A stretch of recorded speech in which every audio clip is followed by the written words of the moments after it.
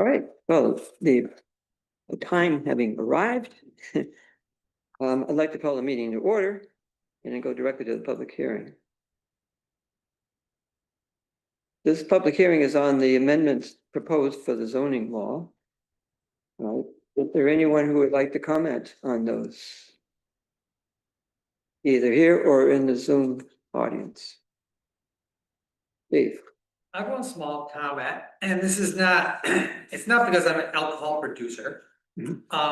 It's more because I'm a musician, I guess. There's on 4I, there's a line that says, these are only allowed, I think, as permitted uses or something. And it lists clubhouse, hall, post, temple, and other facilities. Is this the time for me to give this comment? Sure.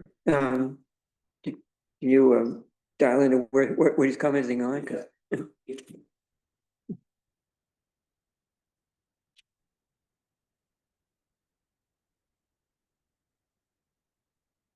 Or I under maybe You mean section 60? You mean, I'm gonna speak into the mic just so it picks up. You mean section 604 or 605? I don't know, it's the one that starts with clubhouse, hall, post, temple. Okay, so 605. Yep, that's the Hamlet Center. Okay. And I was curious, exactly how to read this. Is that, does this say that clubhouses are only allowed by us? I'm not looking at the heading here, I just copy and pasted it, with a special permit. Right. And then it says, except that the on-premises sale of alcohol beverages is prohibited. So does that mean that you can have a clubhouse, a hall, opposed to temple, or other facility associated with social organizations, but they cannot serve alcohol? Is that the way you read that? Do you want me to respond as this is public hearing? Do you want me to respond to them as they Sure. come, or do we just take public hearing?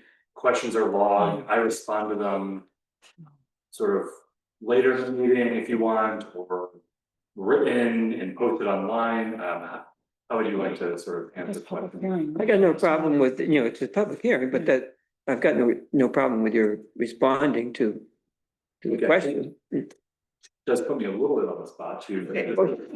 Yes. Need a response. Considering you said it. Yes. I can rescind that question because it doesn't really matter. I can just say, if that's what this means. But yes, that's what I Okay, mean. if that's what this means, I don't understand why that would be in there, because as a musician, I play in a dance band where a lot of the people there, the average age is maybe 65. People are there dancing, it's a social dance, and people are dancing, it's what they do, it gives them so much pleasure. And there's sometimes young people there and stuff, it's just, people are going there just to dance together and have social time and connect with each other. And these clubs, Polish clubs, VFWs, places like that, they wouldn't exist if they didn't have a little bar serving a little alcohol and having a little stage in. And so, am I reading this that will allow a hall and a clubhouse, but they're not allowed to serve alcohol? Because if that's the case, I don't understand why. Is that a normal prohibition?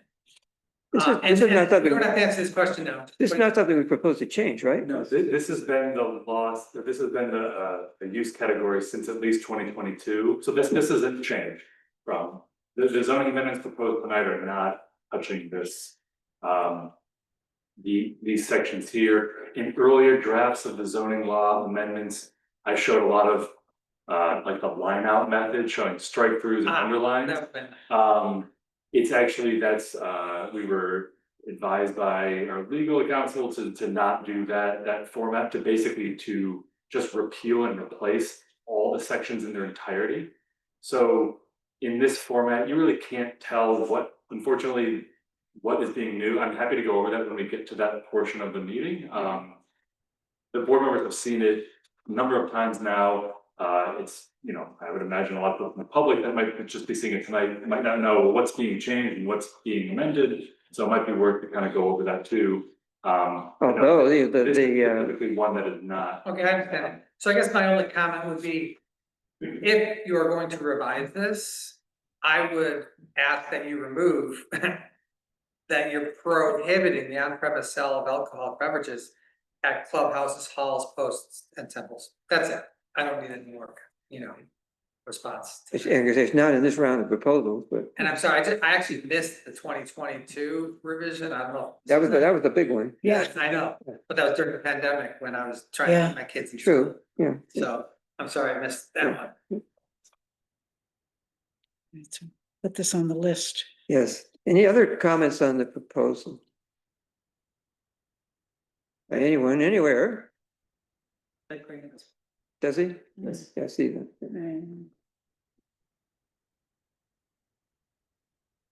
Mr. Crane, Thank you. I just have one short comment.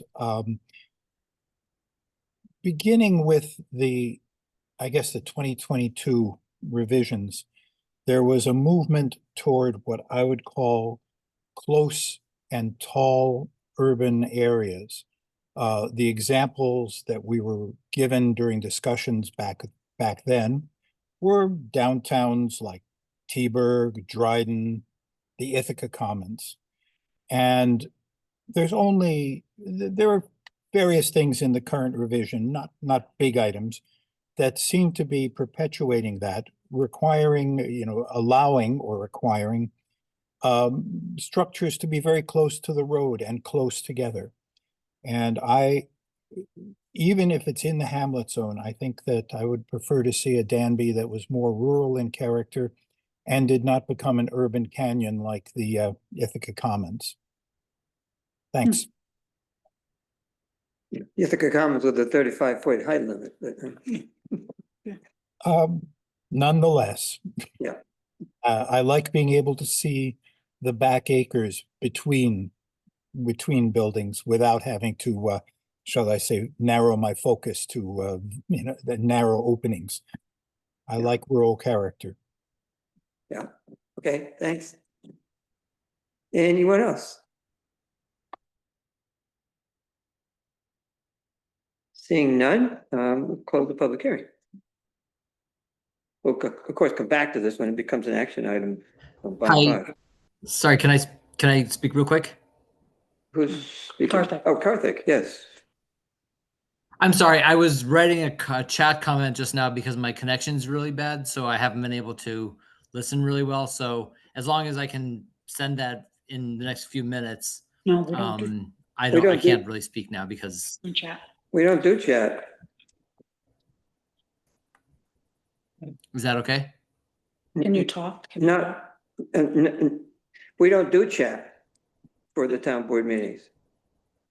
Because we're not supposed to be doing chat. The chat feature is a bit of a pain. It would- Really should. It would speak come up. in as a direct message to the town of Danby, it says, and then could be read.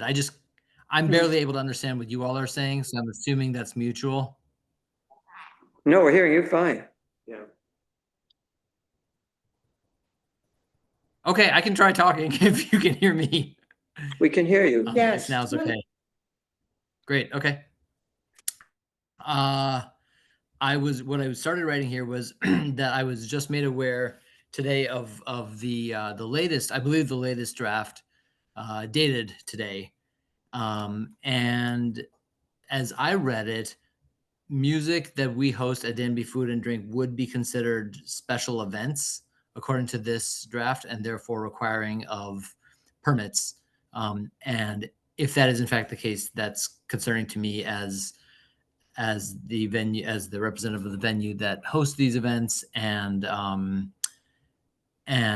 things change from time to time. I think Yeah, I see. having I to hear have that. Karthik, before you go on, this public hearing is about the zoning amendments, not about special events law. Right. that's how bad the connection is, that I didn't even know what we were talking about. It Yeah. sounded like this one to me. I'm sorry. It's okay. No problem. Anyone else like to comment on the proposed amendments to the zoning law? Okay. Hearing it none, that will close the public hearing. and move on to the additions and deletions to the agenda, of which there are at least two that were so recent that they didn't make the list. The first is the request for funding to accomplish the EV charging station.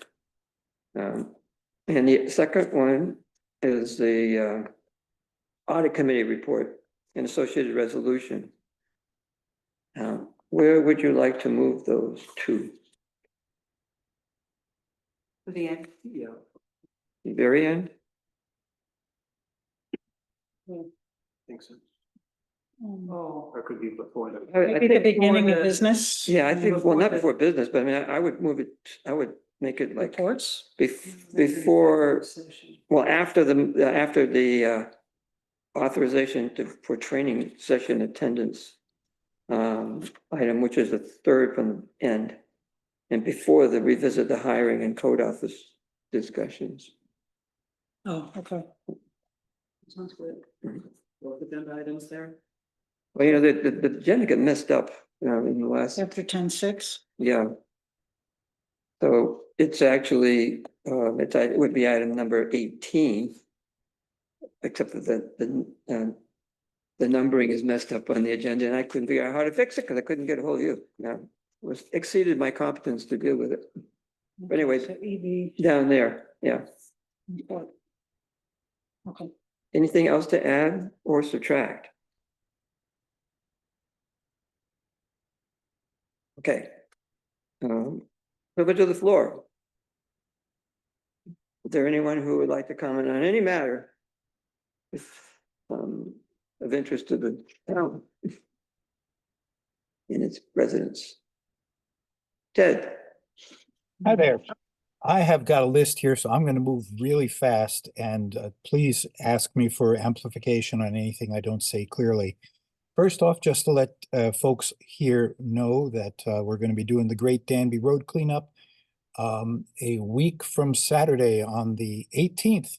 And please get in touch with me if you're interested in helping out. We're going to be cleaning the 2 miles of Route 96B right in front of Town Hall. Make Danby look cleaner.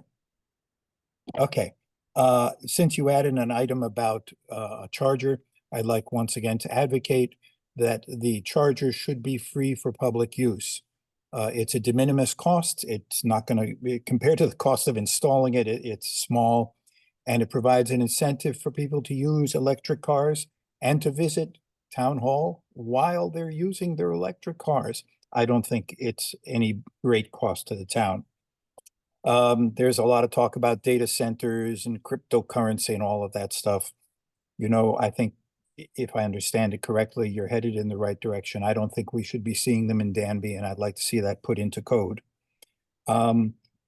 I don't really see any reason. I noticed there was an item on the agenda earlier this week or late last week about the findings of the Tompkins County Ethics Board. I don't see any reason for us to rake Joel over the coals. I'm sure that he already feels, as my mother would say, using an old world language, ashamed in his far neck. But we should sort of try to avoid even the appearance of self-interest or dual interests.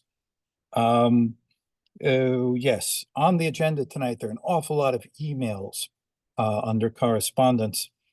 Are you going to read them into the record, or how does the public find out what people are saying to the board if all we have are the existence of them?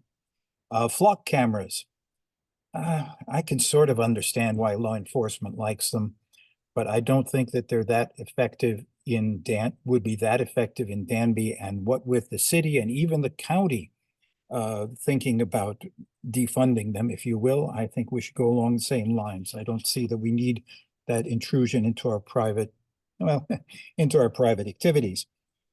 Correspondence in the minutes reported from last meeting.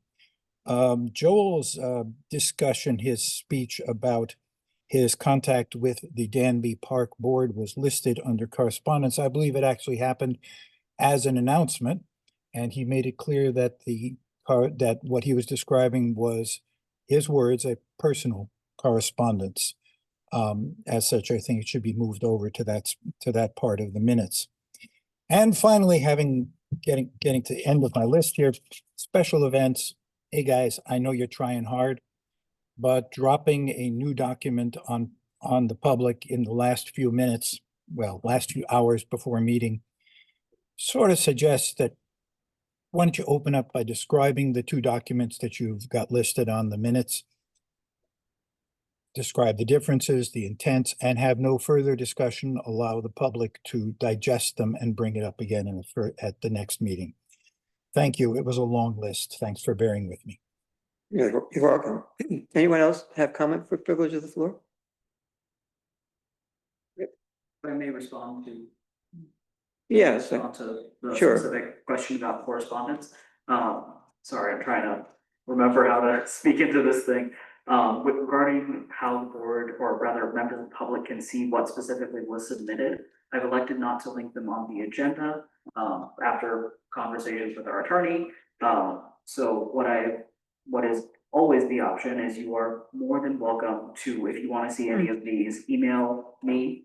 It is public information as a matter of public record. But I redact emails from it, which, takes a little bit of time, and so it's a little easier to just not automatically link it. But if any of you want to see it, you are more than welcome to. It is perfectly within your right. Just reach on out to me, and I'm more than happy to get those for you. Thank you. Okay.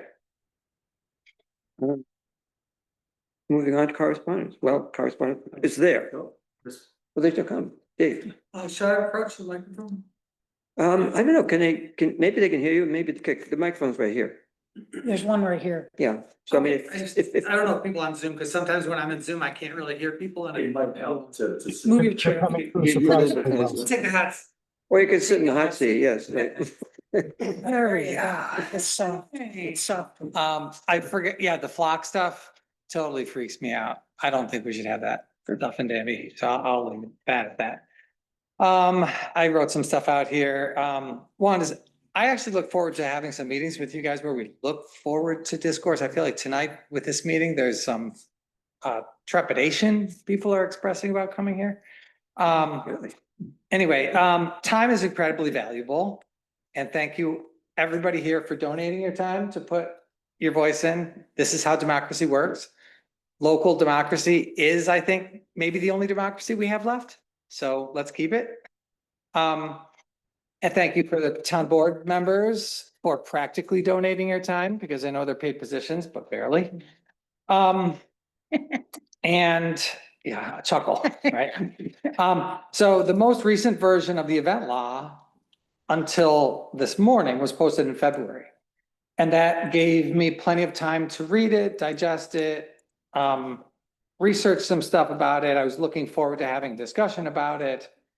And then I felt pretty blindsided to find out that there was a revision dated 4/7/26, which is this morning, that was on the agenda to discuss tonight. So I just feel like I'm just curious how that happened. I want to talk about the process.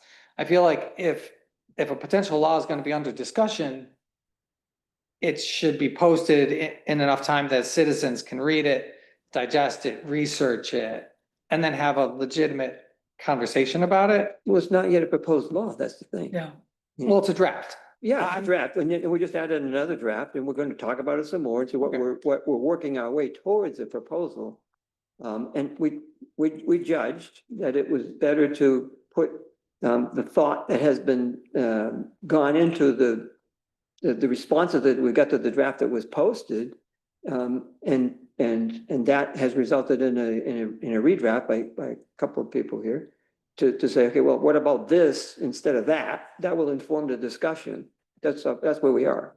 Okay. And either way, we will still have a public hearing. So there is a minimum amount of time that people can see the full one. We haven't even entered the Yeah. public hearing. I understand that, and I'm not trying to have a dialogue. I appreciate having a dialogue with you. I Mhm. don't want to waste people's time. I know dialogues can take time, so I appreciate the fact that you're willing to have some dialogue on that. But my point is like, okay, I have a family, I have a business, I have some hobbies that keep me sane, I'm incredibly busy. If that last draft was what you were discussing tonight, I didn't feel the need to come. Mhm. But the fact that I found out this morning that all of a sudden there's a new draft, I felt the need to come. So my family's suffering, I'm suffering. This process, it just seems like giving the public more time to digest something before it's actually gonna be discussed would be appropriate. Yeah, and that's pretty much what I was writing for the rest of this. Mhm. And also regarding that, the same comment that Karthik was making, which I feel like he should be here because he wanted to be here for privilege of the floor. You kind of cut him off because it wasn't privilege of the floor. So I'm just gonna text him and ask if he wants to come back in. Yeah. Is that him and I both have businesses in this town, and we're probably the only people that host regularly activities that could be considered events that will be affected by this law. I'm a proponent of an event law. I totally agree with Joel that it could pave the way for more events that are not currently permitted in our zoning to happen, and I totally agree that it's a good idea to have it. But it's the process where I feel like we need more public input and discourse on it before it goes up to public hearing. Because once something goes up to public hearing, there's not a lot of, either you can shoot it down or you can pass it. You can't make a lot of substantial changes to it without it going back to the lawyer. I understand that. Yeah. So I feel like it's a total waste of time putting something up to public hearing until it's been vetted by at least the stakeholders that are really involved, like Karthik and I and our neighbors, I'm sure. Yeah. To have public input on it. So I feel like it's a real waste of time taking something, putting it up for public hearing without having it being vetted by the people who are going to be most vocal about it. And the fact that it was just posted this morning and then put up for discussion, that process just, But it's just Doesn't discussion sit at well. that public hearing. right, but you could have proposed it for public hearing today. Well, if we did it, we would No. probably propose it for No, we- next month. Right, exactly. Yeah. That's my point. And so my point is, But we wouldn't do that No. without first, We would- okay. but without I feel first like- putting it out there. I don't want to, What do take you up more think? time and argue. Yeah. I would love to Yeah. meet with you guys and talk about, because it's the process that I feel like is just Yeah, not working properly. I don't feel like it's, okay, point made. Yeah. I see a couple more hands went up in the meanwhile. Catherine, Okay, I'm gonna do the best I can. Vivian's barking, so as quickly as I can. Yeah. I think just to say one thing, all people in Danby are affected by all laws that the town makes. It is not about one or two or three or five different people. It's not about my neighbors or anything. All these laws affect everybody, and I'm concerned about precedents, which you've heard me say repeatedly. And I'm hoping that one other thought about that noise, I mean, the special permit idea, what about making that, instead of calling them drafts? Because it is alarming. Each one listed as a draft looks like a little more than just your discussions about what might come up. Is there another term that could be used? I think that's maybe all I have to say about it. Now the other dog's barking, so I'm muting again. interesting suggestion. Anyone else? Go to the floor. Yes, I'd like to say, I agree with Steve. you have to come up to be heard. What? You gotta get on the microphone here so that the Zoom. I'm pretty loud. Yeah, you may think so, but they won't. This one? We want to see your. No, you can do that. Oh, Whoa, okay. yeah. I agree with Steve that, it's a pretty bad way to conduct business to present a new draft right before a meeting that we're gonna come to talk about. So I agree with you on that. Sorry to have cut in earlier, you were talking, you kind of implied that this special event was you and Karthik mostly. I'm hearing talk of other people who are gonna open businesses, and I think it's important to look forward to the possibility that we have all kinds of businesses having outdoor music events, and what would that look like? Mhm. And what don't we want to look like? So it's not just about two businesses that are here now. The law is gonna be going forward in time. What else did I want to say? I'll come back if I can remember. Thanks. Got 30 seconds just to continue this. Yeah. I mean, Tom is one of my neighbors. And this process, we agree on some things. And what's going on right now with certain businesses and certain neighbors is an incredible learning experience. So I feel like there should be some kind of forum to discuss that. Because if we're trying to regulate this, if we're trying to regulate things, why don't we take what we're trying to regulate and learn as much as we can from it? So I don't know how that happens, if it's a special working group or what, but I feel like there's not enough direct communication with parties that are really involved to really work things out, whether it's mediated or not. I don't feel like we need mediation to just discuss, concerns anyway. Thank you very much. Okay. Tom. Oh, Tom, yeah. There's also. I remember a second point I was gonna say, so I'm agreeing with Steve, my question is this, I haven't had time to read the new draft. So my initial question is, how different is it from the one that I've already read? If you can tell me that it's very, very little changed, then we could have a discussion because I've read the last one. I'm pretty sure Steve has read the last one. We could have a good discussion about it. Yeah. If you say that the new one has very little change, but if it's been changed quite a bit, then. I mean, there's some meaningful changes, I would say, but They're then they're not, Many. it's not wholesale. So, and we will discuss this when it comes up on the agenda, Okay.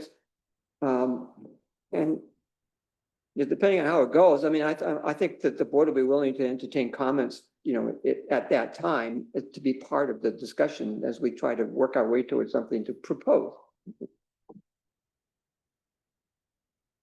And I'm happy to comment either, maybe then just about sort of the process of, right, today we decided to add this other draft that, there was a, decision to do that, and we thought it was sort of in good faith of, just because we had so much outpouring of concern about the draft that was on the schedule tonight that, there was some reworkings of it, thinking, well, maybe we could just talk about this alternative approach. So there was sort of good intention there, but there was we understand that it might seem like, well, this was just sort of, given to us sort of at the last minute, not time to digest. So it was a sort of a call to make, but maybe we should have just stuck with the plan, which was talk about what was on the agenda, and then if changes wanted to be made at the meeting or sort of discussed, then they could have been made or discussed then. So it's a good feedback too. Yeah. There's still a hand from Tech Crane Online. Yes, sir. Yes. Well, I see it now. Ted. Thank you. Thanks for the second go round, but it seems to be fashion. I'd like to just mention an idea, a concept, which I'll call momentum.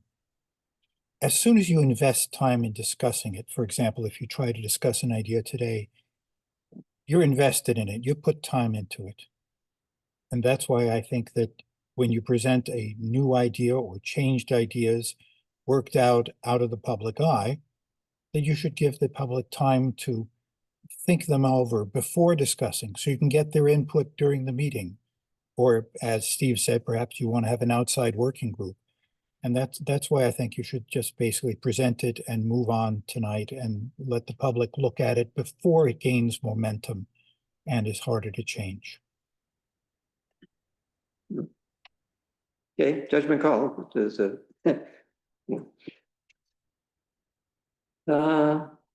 Okay, we done privilege of the floor. Moving on. There are no announcements, I think. A couple of reports. Oh, the court report we have in writing. I have a report on the flock camera. You may recall that Sheriff Osborne was going to attend this meeting. In the meantime, he was asked to attend the legislature meeting, which is happening at the same time, so he can't be here. But what he shared with me was that it seems to him likely that the county is moving away from renewing the contract with Flock, which they're in a position of doing. What they're going to do instead remains to be seen, but he assured me that in the meantime, the cameras that have been scheduled for installation in Danby would not be. So, we're sort of, in a position of not being asked to, respond to the situation or needing to express anything more than the concern that we already have expressed about the potential for the information gathered to be used in ways other than intended. These are license plate readers that we're proposing to be installed. The concern is that the information, although it's supposed to be governed by the owner of that information, which is in this case the county, and the sheriff's office, could be accessed by others, again, contrary to the will.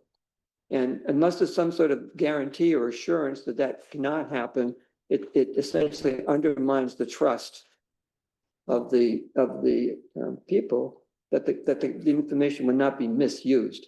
And on that basis, that's why I think the city said they want out, and why the county is considering doing so too, because there's information to more than suggest, but to implicate the company in using that information and sharing it with others against the will of those for whom it was acquired. So that's it on that one. Just a clarification question. Are they implying that there's a plan to purchase these license readers regardless, but it would just not necessarily be Flock? You know what I'm saying? Like, is it? Well, I guess that's on the agenda, as one of the considerations. The city is certainly considering that as an option because of the benefits of it. In terms of what it did, these were installed as part of a grant that was given to the city and the county that was aimed at reducing gun violence. It's the gun involved violence initiative or whatever it was, and the use of that is it's part of the contract that we use it to reduce gun violence. So what the sheriff is talking about is, well, it may be redirected so that instead of using the cameras, we'll use the money to hire additional personnel to pursue enforcement. And that may be a reasonable trade-off where we're still addressing the impetus for it in the first place, but without using these cameras, which some are regarding as intrusive.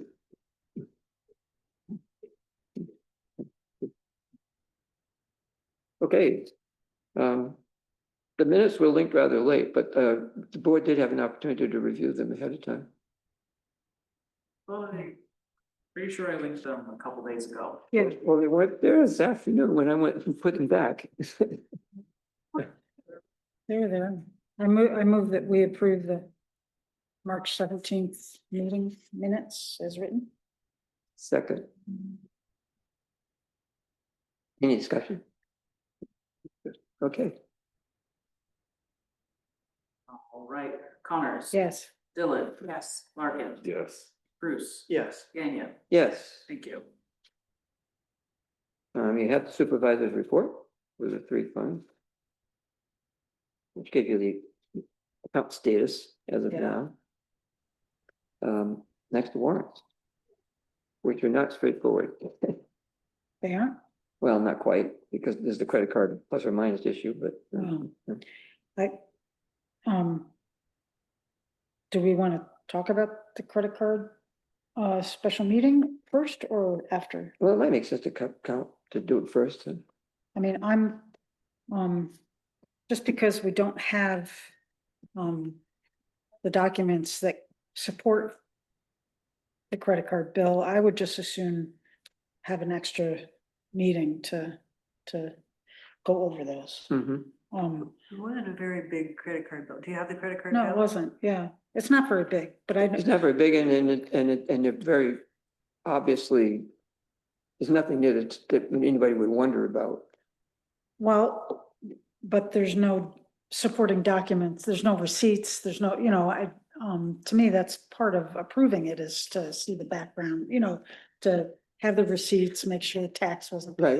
Well, And- what Laura proposed was that the board review those after the fact, but in light of the fact that there's nothing there that looks in any way out of the ordinary, that we basically approve paying the bill. And then just review it after the fact.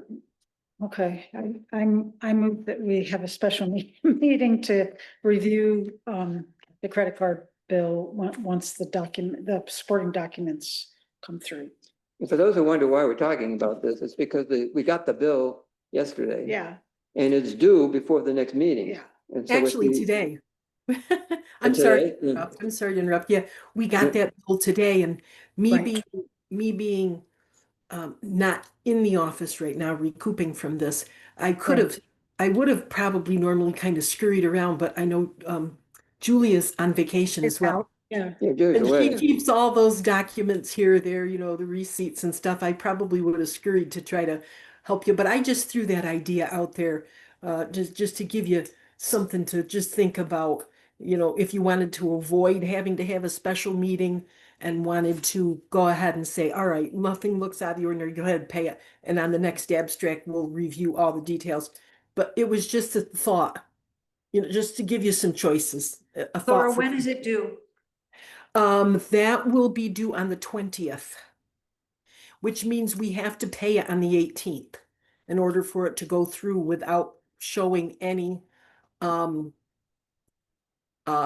interest charges. Yeah, and of course, our next meeting is the 21st. yeah. Yes. So this will happen a few times a year where we either Mhm. pay late charges or we have a special meeting in order to avoid paying late charges. I want Is there a second, Tom? motion. Yeah, Did Joel second it? No, No. I just did. Mark just did. Markson. So there's a motion to have a special meeting I guess this is in order, to address paying that bill so that we don't have to pay the interest charge. You want to propose a date? When is Julie back? It should be back next week, I believe. She's Yeah, gone for she'll the be week. back. She'll be back next week. I'm trying to think of when the 20th is, or when the 18th is. It's the That's a 21st Monday. rather, the 21st is, Maybe the 16th or the 17th. The 18th, we need to do it by the 18th, so That's a yeah, Sat- 16th or 17th. Yeah. right, I would say if you could make it the 16th, which I believe is a Thursday, right? correct, right. That would be better because Julia comes in on a Wednesday. And like I say, I don't know where she has those receipts from the town hall and all of those Right. things. So she'd have Wednesday to be able to get it ready for you. Okay, so proposed meeting would be on the 16th at what time? We don't know yet. Well, we have to decide. I will not be here on the 16th. Well, you won't. I will not. If you were able to find someone else, Cindy might be able to as well, depending on the timing. But yeah, as long as you do that. Probably just be a quick thing. Yeah. It's gonna be a quick thing, but it's a clerk's obligation. to be- or have to Absolutely, interview. absolutely, yes.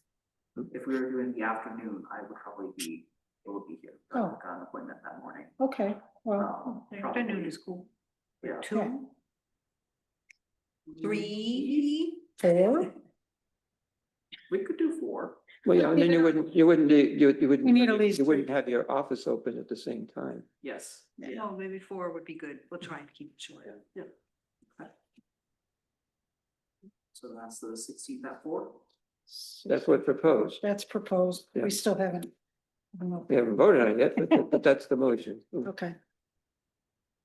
I amend my motion Yeah. to say that the meeting would be at 4 o'clock on the 16th, Okay, yeah, and then you could just. so long as Julie gets back. Ready? Yes, second again, if that's. No, I don't think so. I think we're just fleshing it out. Yeah. Okay, yeah. All right, Connors? Yes. Dylan? Yes. Larkins? Yes. Bruce? Yes. Daniel? No. All right, thank you. Can I Okay. add something? This is just another example of how this board tries to go as far above and beyond as they can to satisfy the wishes of the state. The other way probably would have been okay, but this is the better option. I just have to put that in because I just admire y'all so much. So we can go on with something else now, but I have to say that. We have to fill out that new checklist. Yes, absolutely. Yes. Which is Okay. another great thing that's going to be in the audit response. Yeah. I will attend by Zoom, but not vote. Okay. Did we vote? We did. We did? We just did, yes. Okay, Have you ever voted Did say yes, we- but me? okay. Vouchers? Let's see, where are we? Yes, vouchers. Move the general fund abstract 7 vouchers 115 to 138 for $25,927.48. I'll second. Any discussion? Right then, Connors? Yes. Dylan? Yes. Larkins? Yes. Bruce? Yes. Daniel? Yes. Thank you. I'll move the highway fund abstract 7 vouchers 49 through 61 for $29,971.84. I'll second.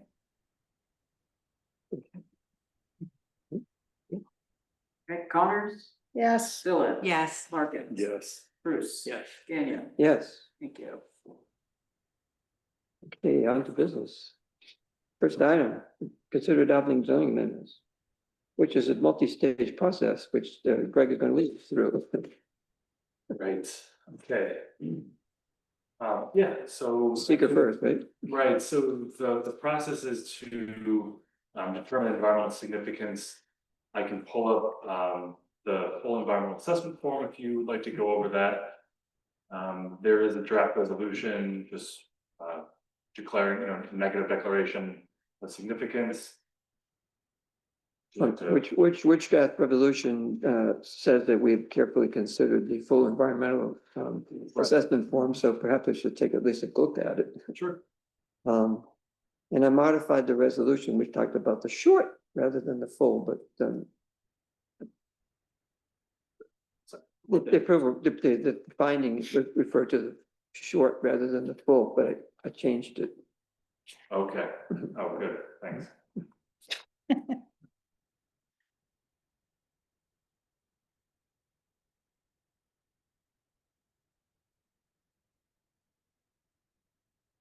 And just to make it, while I'm pulling this up, just to make a comment, Steve, your comment about the clubhouse, that also caught my eye. So yeah, that's not part of the zoning updates now. That caught my eye when I put together all of the land uses that are allowed in all the zone districts. I put them in one big table and just tried to understand how they all work together or what kind of review process.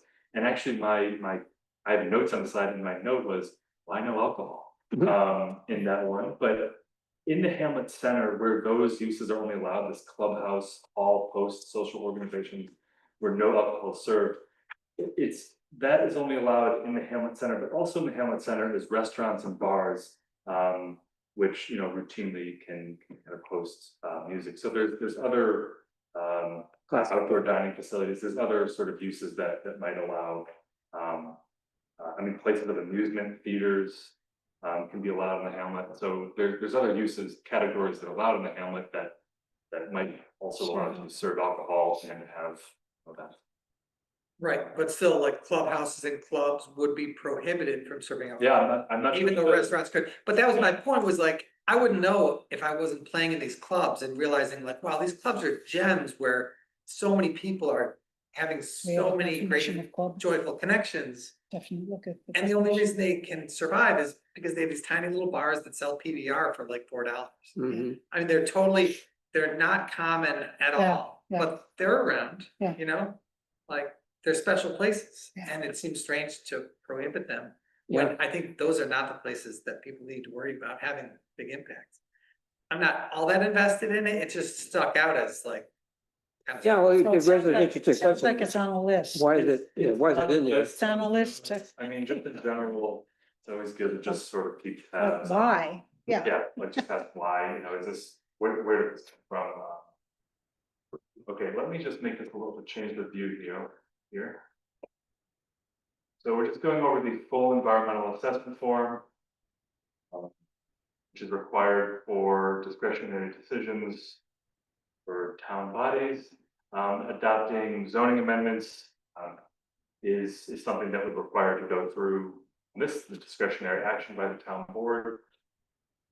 So this form, it's pretty long and length of the full environmental assessment form, so it's Yeah, 25 pages. and a lot of it's irrelevant though, so, yeah. Right, so we'll just kind of skip through it. Basically, what the proposed law is doing is textual amendments to the zoning law, sections 401, which is the zoning map. That's just a readoption of the map. Section 501 related to use and occupancy, section 604, which is the Hamlet neighborhood zone, section 605, which is the Hamlet center zone, section 705, which is off-street parking, appendix 1, which is the definitions, and appendix 2, which is the design guidelines, and then readoption of the zoning map. I guess that's a restatement. of So, that. yeah, right. So Twice. that's just what the proposal is. And here we are on April 7th. Town board is the only sort of approving or funding or sponsoring agency of this action. And this just relates to the administrative or legislative adoption or amendment of a local law. And so on that, we can sort of skip to sections C, F, and G, and we sort of can not have to fill out everything else that are related more to development application. Mhm. So in moving on all the way down past those sections, so here just has to list the zoning. Now I had changed C3B to is the use permitted or allowed by a special or conditional use permit? It's not really applicable because we're changing uses somewhat in the Hamlet zone districts, but then we're also disallowing data center and cryptocurrency, so it's a little bit of a yes and a no. I just put not applicable. Seems okay to me. Anyway, we're gonna skip on down because all these sections are blank.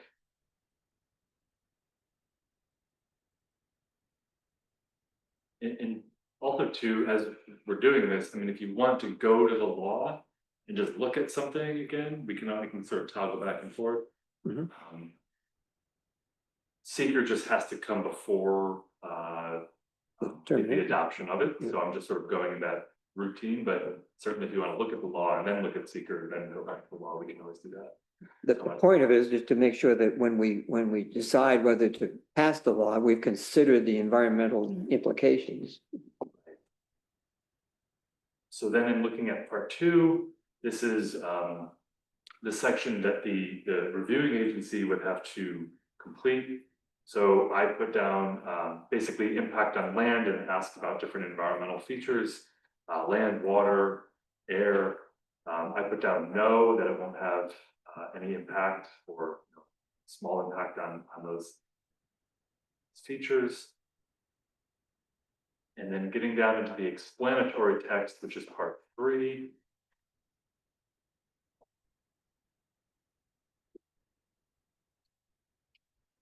What I wrote is, this is where you have to sort of, the agency has to justify,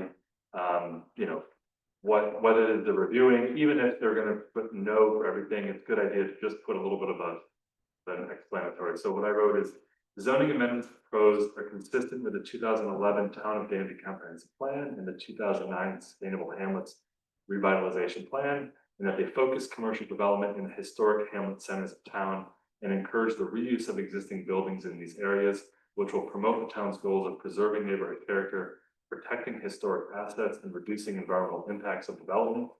The proposed amendments may have some influence in future developments of the hamlets. However, these developments are subject to their own environmental review, that will be no less protective of the environment. And then further, this is the added that thing about data centers and crypto mining, the zoning amendments to the definitions, which is Appendix 1 and Section 501, are meant to define data centers and cryptocurrency mining facilities and then not allow them in any zone district. Data centers and cryptocurrency mining facilities are known to have adverse impacts on the environment, and the town of Danby intends to not allow them to protect the environment and the health, safety, and welfare of residents. So if then there's a draft resolution, just Right. you can, I can pull that one too.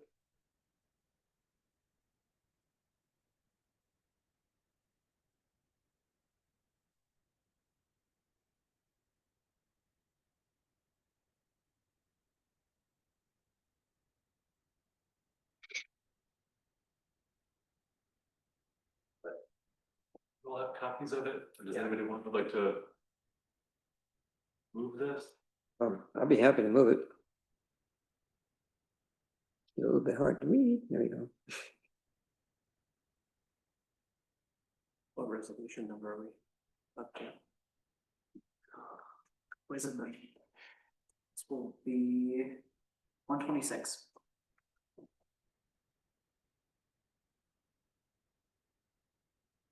So you like the second? Oh, yeah. I'll second. Sorry. I moved it. I'll second. Mhm. If somebody else. I think Mark spoke first, but You spoke first. any discussion? No discussion. Okay. All right, Connors, Yes. Philip, Yes. Markins, Abstain. Bruce, Yes. Gagnon, Yes. thank you. Okay, which brings us to the meat of the matter, as it were, the, Right, would you like me to, do you want to you want to, use this, the local law in its entirety? Just put up on the screen, just sort of sift through it. well, we've Just go done over it, to the adoption. so we've done it multiple times before, nothing's different this time. Except, Correct, the only thing that was changed is that I had anticipated that maybe the adoption would be at the next meeting, April 21st, so the map always is gonna say the date that it was adopted, and so under that section, I had said, zones are bounded as shown on the map entitled Town of Danby zoning adopted April 21st, 2026, so I just changed to the 7th, just assuming it does get adopted tonight, but that can just be just a simple amendment. Would you like to maybe pull this up, or? does anyone feel the need? I don't feel like we need to go over the whole thing. Maybe do you think you can read what ended up being the final text of the data part? The data, yeah. Yeah, because I know that changed more towards the last minute. I feel like everything else we've gone over a bunch of times. Yeah. Right, do you mean in response to the planning board's feedback? Yes. Okay, so actually this is, okay, let's go over that. Yes, that's Let me worth going dig over. into that. So. Right, so while I'm pulling this up, the planning board is required to provide a feedback for any zoning amendment that the town board is considering. So they met in the March meeting, and they reviewed this, and they had reviewed and gave the blessing about the Hamlet zoning amendments. They had been talking about those for over a year, and were very strongly advocating for them. When the town board wanted to add in definitions related to data center and cryptocurrency mining, pretty much just taking what the town of Dryden had just done, we just used those definitions verbatim. They had some comments on that. They were all supportive of the effort, in the end, but they were concerned that what if some of the definitions could accidentally or erroneously include somebody's computer business, and like somebody has an accounting business, maybe with multiple servers, multiple computers. I'm not sure. My mom was an accountant. I don't really know how many computers or servers she had. But could that be considered an accessory data center? So I'll just jump on down to what I'm talking about here. This is the local law. And we'll go to the definition section, which is where this kind of comes up. Further down here. So amendment of appendix 1, it's about the definitions. So it's adding in 1, 2, 3, 4 definitions. Accessory data center, cryptocurrency, and cryptocurrency data mine. So the concern was really just about this definition. A building, accessory data center, a building or structure or partial use of a building or structure used to store, manage, process, or transmit digital data for business uses, including computers, network equipment, system servers, and other associated components related to the digital data storage and operations that is secondary, subordinate, and customarily incidental to and located on the same lot as the principal use of the property. Such a use cannot dominate the property or operate as an independent principal use. The question was, don't all businesses have this these days? Isn't this just every other business? I spoke with Town of Dryden's planner. This kind of concern wasn't raised at that time. He generally just felt pretty confident as the zoning officer, just like I am for the town of Danby, that he could make that call. You know, if somebody's coming in with a computer room for, even just a bank, think about a bank that probably has a room of many computers and servers. You know, he could make that call. That's clearly a bank, and that room is a function of the bank. No, it's not some data center that's being used to sort of manipulate, data to train AI models. But still, we talked about it, and one thing that could be amended, and so this would be, a motion by a board, seconded, and then added as an amendment to this, is to maybe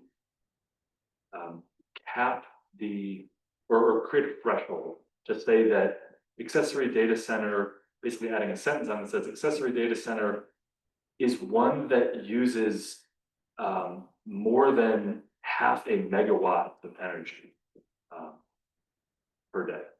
That come from the planning board or Dryden? Where did the number come from? That was Dryden's planner and I just discussing, how could this definition be tightened up and made clear that maybe there's a max energy use built into it.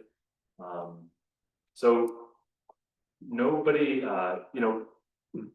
it's an option. It's, as of right now, this is what's on the table. This was just the concern that the planning board provided in feedback to the town board. If you think that it rises to the level to make that amendment, they're free to do so.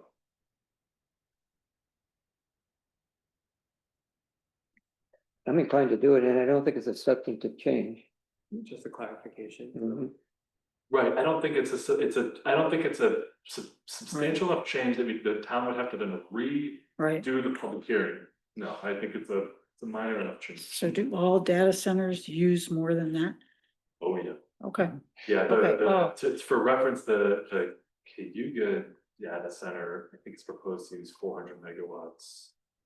okay. But Question? per day, What's the unit? Yeah. Per day? A question? Yeah, I would just put out there. Are you putting the burden on people like your mom to have to show Yeah. their energy uses? Yeah. yeah, Okay. Let's make it clear. If I felt concerned enough that. Sure, I could ask for that.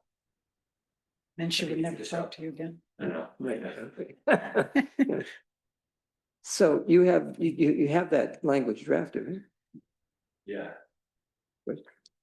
There's a hand for comment from Ted Crane online. What do you think, Craig? Two nitpicking comments. Greg twice said megawatts, but megawatts is a unit of flow. What he really meant was megawatt hours, or 1/2 of a megawatt hour. And my second comment is that the goalposts change.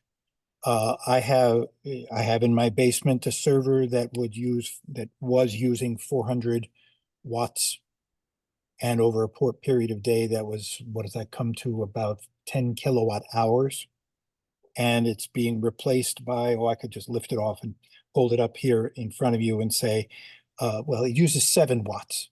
And that's just in a period of about 10 years, which these days it's going down. So,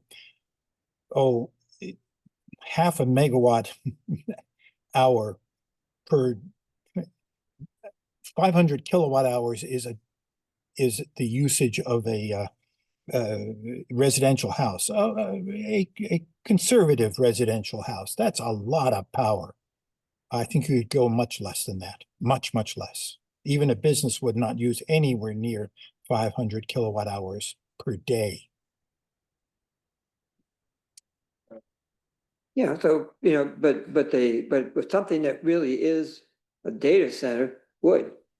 What I'm saying is that in a matter of years, something that is a data center might actually not. Of course, data centers being what they are, they'll probably just put more computers in there. But Yeah, right. but the computing power that uses 500 kilowatt hours per day now is going to use a lot less in the near future. That's a rule cast in iron by Bill Gates. He said, design the software. When next year they'll have a computer that can run it. Okay. I think maybe can we talk? Amongst ourselves. Well, yeah, I just want to talk about this specific thing. Are you sort of supportive of adding that criteria? I am. Okay, do you have the text that we're talking about adding? Yeah, and it can be just included as part of the minutes. We don't have to like add it on the fly, but it would be just add it up. But it's just that accessory data centers are those that use more than and that unit head, I appreciate your correction on that. So they use more than half a megawatt hour per day I think that's fine if that's what came from Dryden. I think I support that too. Yeah. As long as we can move forward with this and we don't just start over again. I kind of agree. The language is a little bit unclear there, and a lot of companies might. So I feel like adding one more piece of criteria seems right. Well, it's also responsive to the concern that was raised by Right. the planning board. Yeah. Okay. So I move that we add that. The clarification to the definition. I'll second that. All right, just a second to write it down.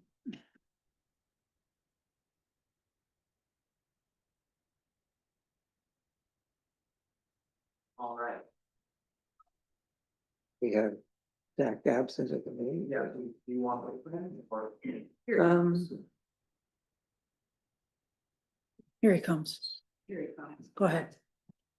He'll be sitting down by the time. About the vote and Just on adding that Yeah. criteria to the definition. All right. Connor. Yes. Dylan. Yes. Larkins. Yes. Bruce. Yes. Daniel. yes.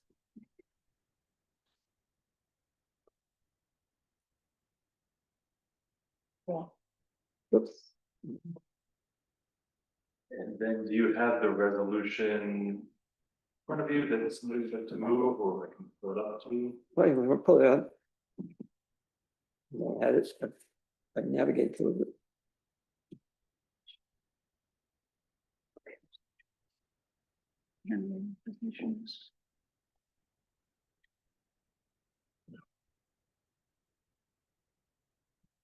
So I move this resolution. Second. Just to adopt the changes. And direct the clerk to file it. Any further discussion? Okay, All right, Connors. Yes. Dylan. Yes. Larkins. Yes. Bruce. Yes. Daniel. yes. Thank you. Special events law discussion. We got quite a lot of feedback on on what we thought we were getting closer with, and put out for public comment. A draft of a law that would enable special events. There were still concerns about it. And those concerns were expressed multiply, and several people had the same concerns. In response, and we had discussions about the threshold, because it was a sticking point when we had the last discussion. Where, because in effect, what we're defining as a special event, at the same time defines what's not a special event. And basically this is sort of an ordinary event. So when we say that, something like this is a special event, but then you're setting your threshold at this level, you're saying that things smaller than that are ordinary and unspecial. There was a lot of comment that the threshold is way higher, that it amounts in effect to regularizing them or making them ordinary and not special. So with that in mind, Mark in particular proposed a revision, which is what was posted, sort of at the last minute here, to help us see one way that we could accommodate those concerns in revising the draft. And maybe we could focus on what's different in that draft and then have a discussion accordingly. Or alternatively, we could focus it on the draft that was put out there, which is what we were proposing to do here in the first place. Can I just say, definitely lesson learned about how people feel about things going up at the last minute. And also, I feel like I hear from people a lot that they want the board to do our discussing out in public. Yeah. And I feel like what it looks like is to have multiple versions going around or to be responsive. We got a lot of feedback on the last one. And I thought, well, we've gotten all this feedback. I can kind of imagine how we might address it. But we're gonna have a whole meeting that's just about the previous version, so why not put another one? Mhm. So I just wanna put out my thinking that it would, I get that there's a mindset of always feeling like something is trying to be snuck by you, but this is also what it would look like to have people be very responsive to feedback and to see what it looks like for the board to weigh multiple things and have the discussion out and open. So I kind of feel like we're between a rock and a hard place where people want us to do everything out in public and also to have what comes in the public meetings be very, very narrow and specific. And that's hard to get. But I want to make it clear that there was no board discussion outside of the. No, and that's what I'm public saying is we can't and don't have board discussions outside of this. And so it means that every 2 weeks, we have a very short period of time to have a productive discussion. That was my main impetus in sending out an alternate version, so we would have something Right. to discuss that was different based on the feedback we've gotten. That doesn't mean that Mark didn't call individuals to get some sense for whether what he was about to propose would be responsive to the concerns that were addressed. But we did not have a group discussion about it. That's happening now. Yeah, maybe Mark or somebody could just mention what the changes were. Yeah, I can outline them. They're pretty limited. They're substantive, but they're very small number of changes. Do you want me to pull up a version? Yeah. Which That's version? the question, is which version? Maybe. Yeah. Pull up the alternative version and I'll describe what the differences are. It's really very limited compared to the length of the thing. Change like 4 sentences maybe. Yeah, and there's more to talk about, but we'll get to that. Yeah, and also just by putting on the date of April 7th doesn't sometimes mean that's when the update was made. That's for the meeting on April 7th.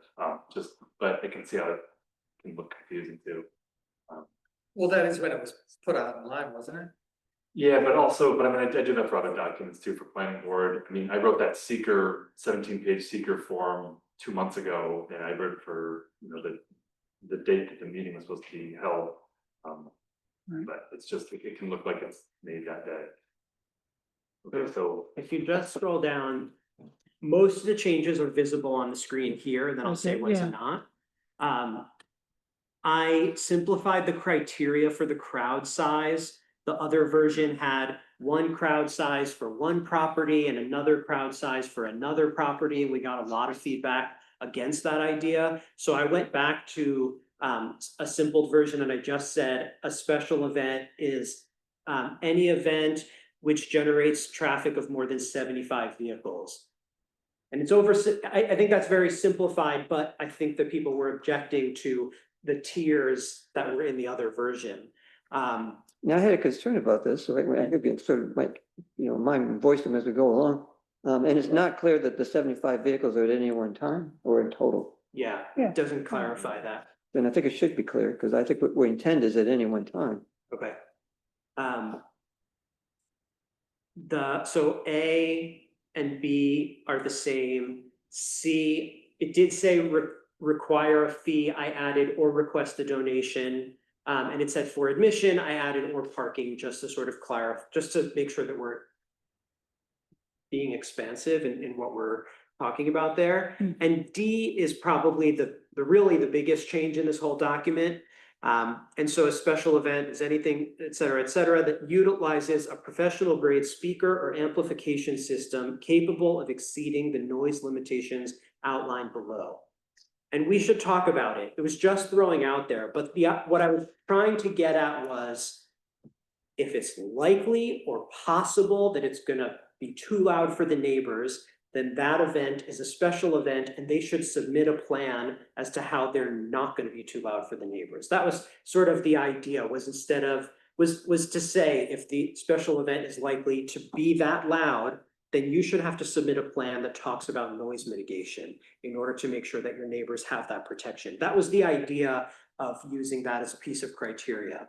Sure. Why professional grade? I mean, if you use a crappy speaker that makes a lot of noise too, wouldn't that be a problem too? It would, and maybe we can drop the phrase professional grade. I was trying to really distinguish between a guy playing guitar with a small amp or someone doing an open mic with a tiny little, someone has a speaker in their backyard versus a band with a speaker set up and an amplifier. I was trying to distinguish between small events that I don't think have historically been a problem, that I don't think need to be included in this, and bigger events that have been, like a music festival, like a bigger concert.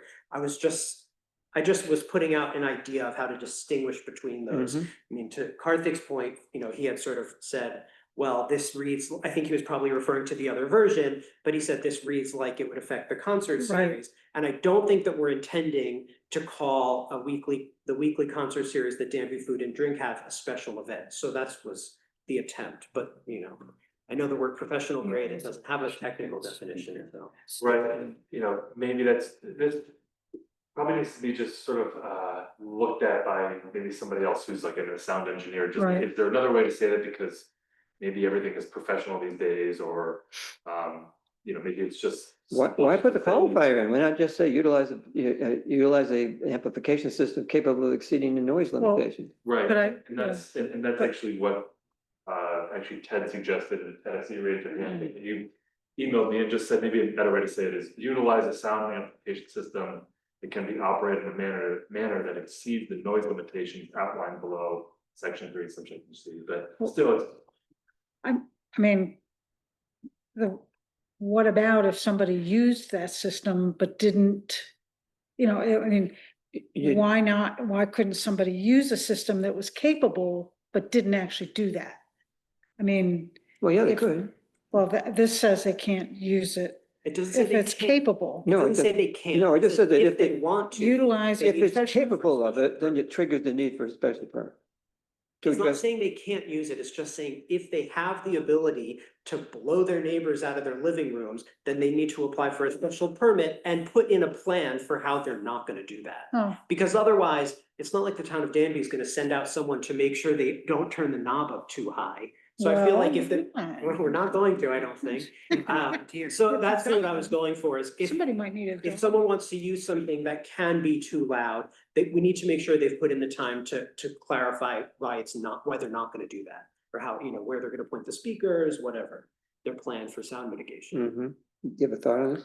Yeah, I agree with Greg and Mark both. There are professionals, I sent some recently that I think should be consulted, like people who've been in the industry for 20 years and done concerts for the Ithaca Downtown concert series, for all the Cornell concert series. That's what they do. They would know exactly how to specify what type of equipment would throw it into a threshold where you'd be concerned. But also, Ted Crane's made a comment, I don't know if it was here or on the Facebook thing, that you can go and buy a boombox at Walmart. That's gonna be a major problem to your neighbors. I mean, the Yeah. amount of bass Yeah, that comes right. out of these like little JBL party boxes is crazy. And teenagers use them all the time, and that's not a professional grade. Right. So, yeah, Right. I'll leave it there. I agree. We're with not- both you guys. I think So we could get. rid of the concept is good, professional but I don't grade. think the language is there. I think we should get the professional, a professional input on how we word this. I'm on board Yeah, with that. yeah. I also think that you could come up with an exception to anything, and we're not like, if we can if we can come up with a draft that will deal with 80% of the problems for the next couple of years, then Yeah. we can come back and tweak it when we figure out what things slip through. So I don't think we should let perfect be the enemy of the good if we have a draft that we think might work Yeah. mostly. Only because I feel like you could literally come up with an example that makes anything, Yeah, seem wrong. Yeah. Should we keep going? Cause I We- originally started by outlining the changes, but I Sure. haven't Yeah. gotten to that. just that outline the okay? changes. Um, Do we Since want to my then name- come back to consider the changes or, because I mean, I'm kind of inclined to think that we might want to, pencil in, the kind of changes that we're talking about, like for instance, more than 75 vehicles at any one time. Right, And then here, right. deleting the Professional grade. take out the professional note. Yeah, I'm taking notes on that, Yeah. just to. Okay, okay. I feel like if I try to take notes in real time, someone might say, well, I just want you to take it on. All right, okay. Since my name Scratching was it off mentioned, my copy. We need can I to, speak we up need here? to, we need to be able to have a discussion. Yeah, okay, yeah. All right, Go ahead. There's a request to comment from Ted Crane. no, so Yeah, it's- then that- what's the next? So the next part, Excuse me. Right. My name was mentioned and I'd like to clarify what was said. And if they can speak up, I don't see why I can't. I gave him permission, that's why. That's, yeah, no, we need to just, you can come, let's I- get through maybe a couple more Yeah. comments and then go back to online. Is that okay? Just Yeah, Yeah. but we get through a little bit more. exactly. So the exemptions that are special event B, the first one, I'm simplified it because it felt very wordy and a little bit confusing. So, but there's no substantive changes to the wedding family gathering part. Right, The B had been a list of different institutions that were exempt. And this language actually came from Greg, was to replace the specific lists and just give an exemption to any event held on property owned by a not-for-profit organization for its own fundraising that is contained on site and has adequate parking, ingress, egress, traffic control, and sanitary facilities to host such an event. Yeah. And I think that what we were thinking there was church events, the fire department, but things that have already been happening, and we already know that they have a plan to have safe parking and bathrooms and things like that. We're not trying to make them apply for a special event permit. Yeah. Is that, hopefully I'm summarizing that. yes. The only other change in the entire document is in section 3 requirements. Well, there was a previous A that we dropped because it conflicted, and the A that's there says the total number of days permitted for special events per property cannot exceed 6 in any given calendar year. The previous number there was 100, and we got a lot of negative feedback. I know how we got to 100, but I agree with a lot of the feedback that we got. So I was suggesting to drop it way down to 6 and really classify special as uncommon, sort of keeping that thing. Do you want to come back to this before we talk about it? Because I had comments and concern. Well, I'm done with reviewing what were the changes That- well, those between are- what was those there are what before different- and this yeah. one. Everything Yeah. else is the same. I don't think I did any other changes. So it's a, Yeah, on this particular point, in the original draft, which we first floated, there was six was the number. okay. But it was, it included, because it didn't say how many, it included the possibility of a series being for one permit. right, So that was what we responded to Ag and Markets, because Ag and Markets, when Steve asked Ag and Markets to review the draft, which was not yet anywhere near something we will propose, they flag the 4 as being something that they would object to as being too restrictive. Whether they would regard 6 as not also problematic, I'm not so sure. It's easy to imagine a festival-like event, like a harvest festival or where it would occur over a series of days. You could exhaust your possibility for the whole year by having an event that lasts for a week. And I don't think that's what we intend to do. So how do you address that? Well, a couple of possible ways. One is to not it's not to link it to the number of days, because the number of days was not in there before. Now it is. But if you are going to do that, the other way to address it would be by creating a couple more exemptions. One would be for, well, one possibility is, which we hadn't really talked about, is to provide the same exemption for commercial properties that are suitably equipped to handle crowds of the number that would otherwise trigger the thing. And talking to Greg, you say, what about, well, we had a movie theater that showed movies that regularly drew more than 75 people. Are they special events then? They are according to this, but presumably if a movie theater became a permitted use, there would be expectation that it would be accommodating those kind of crowds, and they would have parking and egress and appropriate bathroom facilities and all the rest of it that makes it possible for them to do what they do. So that's one possibility. Can I ask a question about that? Sure.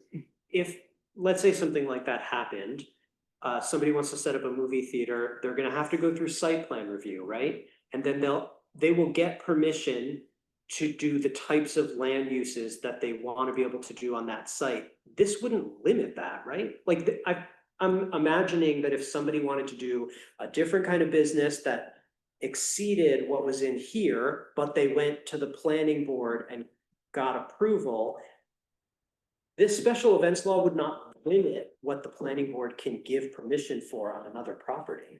Well, I think that's what That's a concern. I think that's what the concern is that if we're looking at, this is you're the clerk of this meeting, your hand is raised. Do you want to say something? No, I'm just acknowledging that there's a request to comment from Ted Crane online. No. So the way it is, I mean, we're just looking at the definition. Then that was what I brought up, was that, if there's a commercial business owner and having a theater with 100 parking spaces and they have events there, I'm not sure how they wouldn't be required to get a special event permit.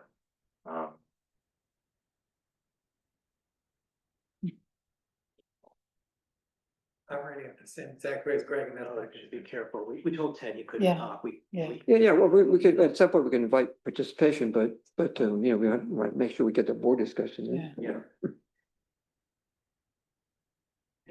And that's where, again, I think it's I think this can show maybe for all those online and just here in the room that there's clearly still lots to discuss in this. This is not, there might be some. We're not there yet. There's still things that need to just be asked. Other towns have, and we might have touched on this in one of the earlier versions, but saying something like, and I think Mark, maybe even you proposed language like, if you've gotten site plan review approval, then you're exempt. Yeah. There can be language like that. I mean, for instance, Ulysses, just their blanket exemption is just commercial uses with available parking are exempt. I know that there was concern from the town's attorney about just that statement of a little vague. It was, is it commercial use? Is it commercially zoned?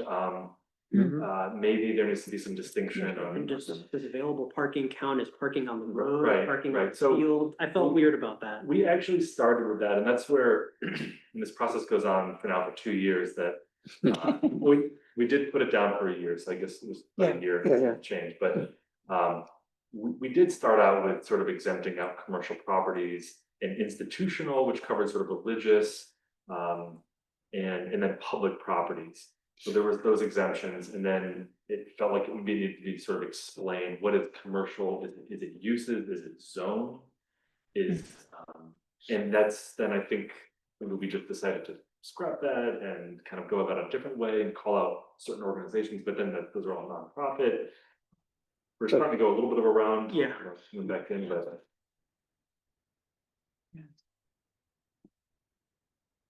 Right. But the other thing that we could do, because right now, agricultural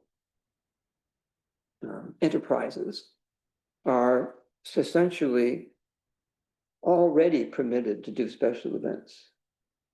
Just call them events, just to be clear, just call them events, because they're. Yes. Yeah. Yeah, events. Ag Markets makes it clear that they would regard it as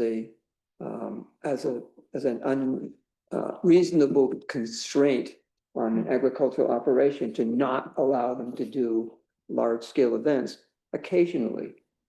How many? Didn't say, but they're subject to the same criteria though, that, it's supposed to be in support of their agricultural mission. In other words, you're trying to make themselves profitable by drawing crowds, and they have festival-like events.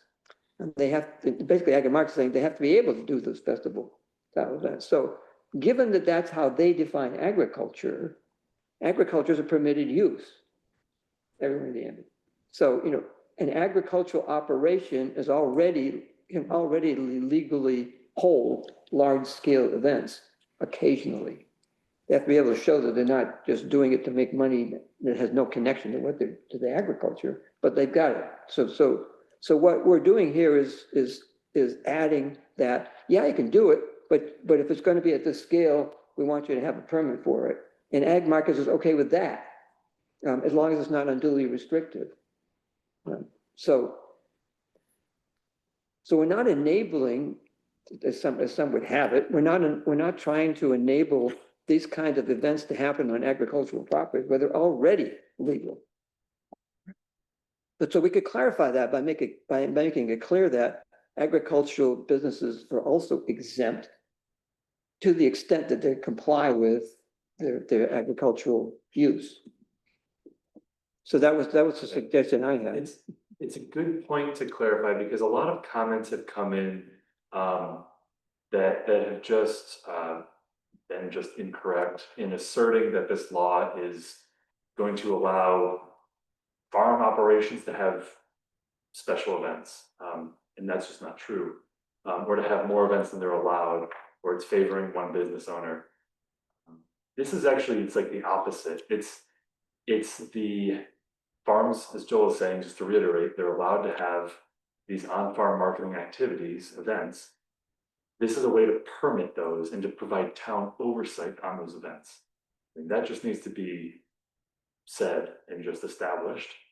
And so the town, if there really is concern about agricultural properties coming in to seek these sort of event permits, the town could exempt them from needing a permit.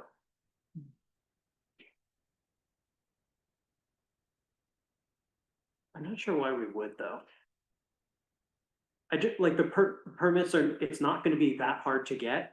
And there clearly already has been issues with noise on farm events, on agricultural use properties. So I'm not sure why we would exempt agriculture. It seems like that's avoiding taking the opportunity to try to address a problem that is clearly a big problem here. So we could do it, but it's not gonna, it's just feels a little bit like kicking the can down the road to me. Yeah, well, I mean, you would be making them, you would be pointing them out, but if we were to entertain adding commercial as being exempt,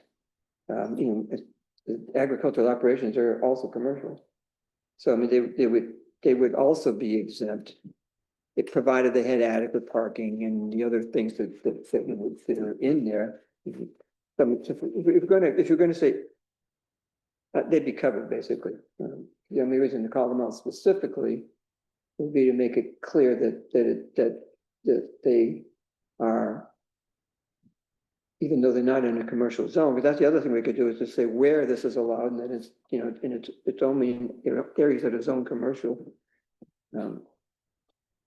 As opposed to townwide.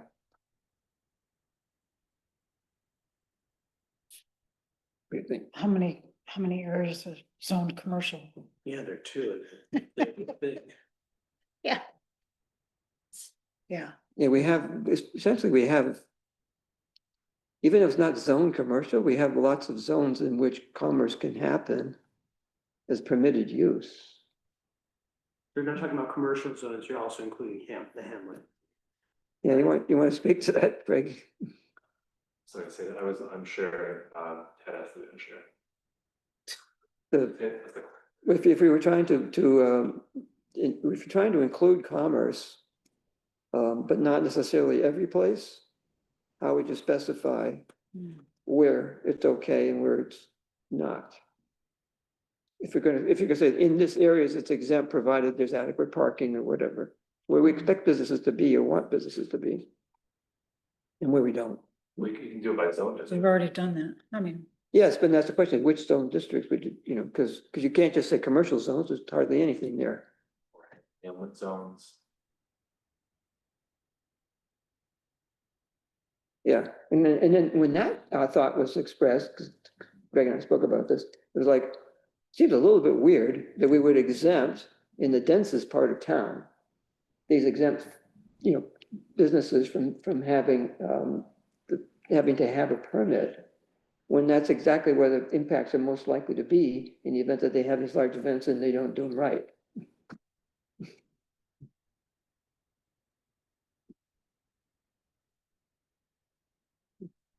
Ted, you have a comment? Thanks. Actually, I jotted down 4 notes. The first one just amazes me that I must have missed something important about this law. When Greg mentioned theaters and movies, we are talking about outdoor events here, aren't we? Indoor events aren't special. I can't see how they would be covered by special events. That's number 1. Number 2, when you talked about the charging of fees, I got to tell you that event organizers are really smart people and they figure out a way to charge fees. And I'll give you for example, when I was a director of the Ithaca Festival, the director in 1992, a very large part of the festival's income to offset expenses came from food sales.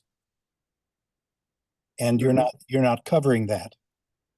Third, when you start talking about PAs, let me point out that the sound levels that you're talking about can easily be achieved by a single person. I'm right now talking at about 60 decibels. So you really don't, why would something be prohibited with, because it uses electricity when it's allowed without electricity? And actually, Greg mentioned that I'd written to him.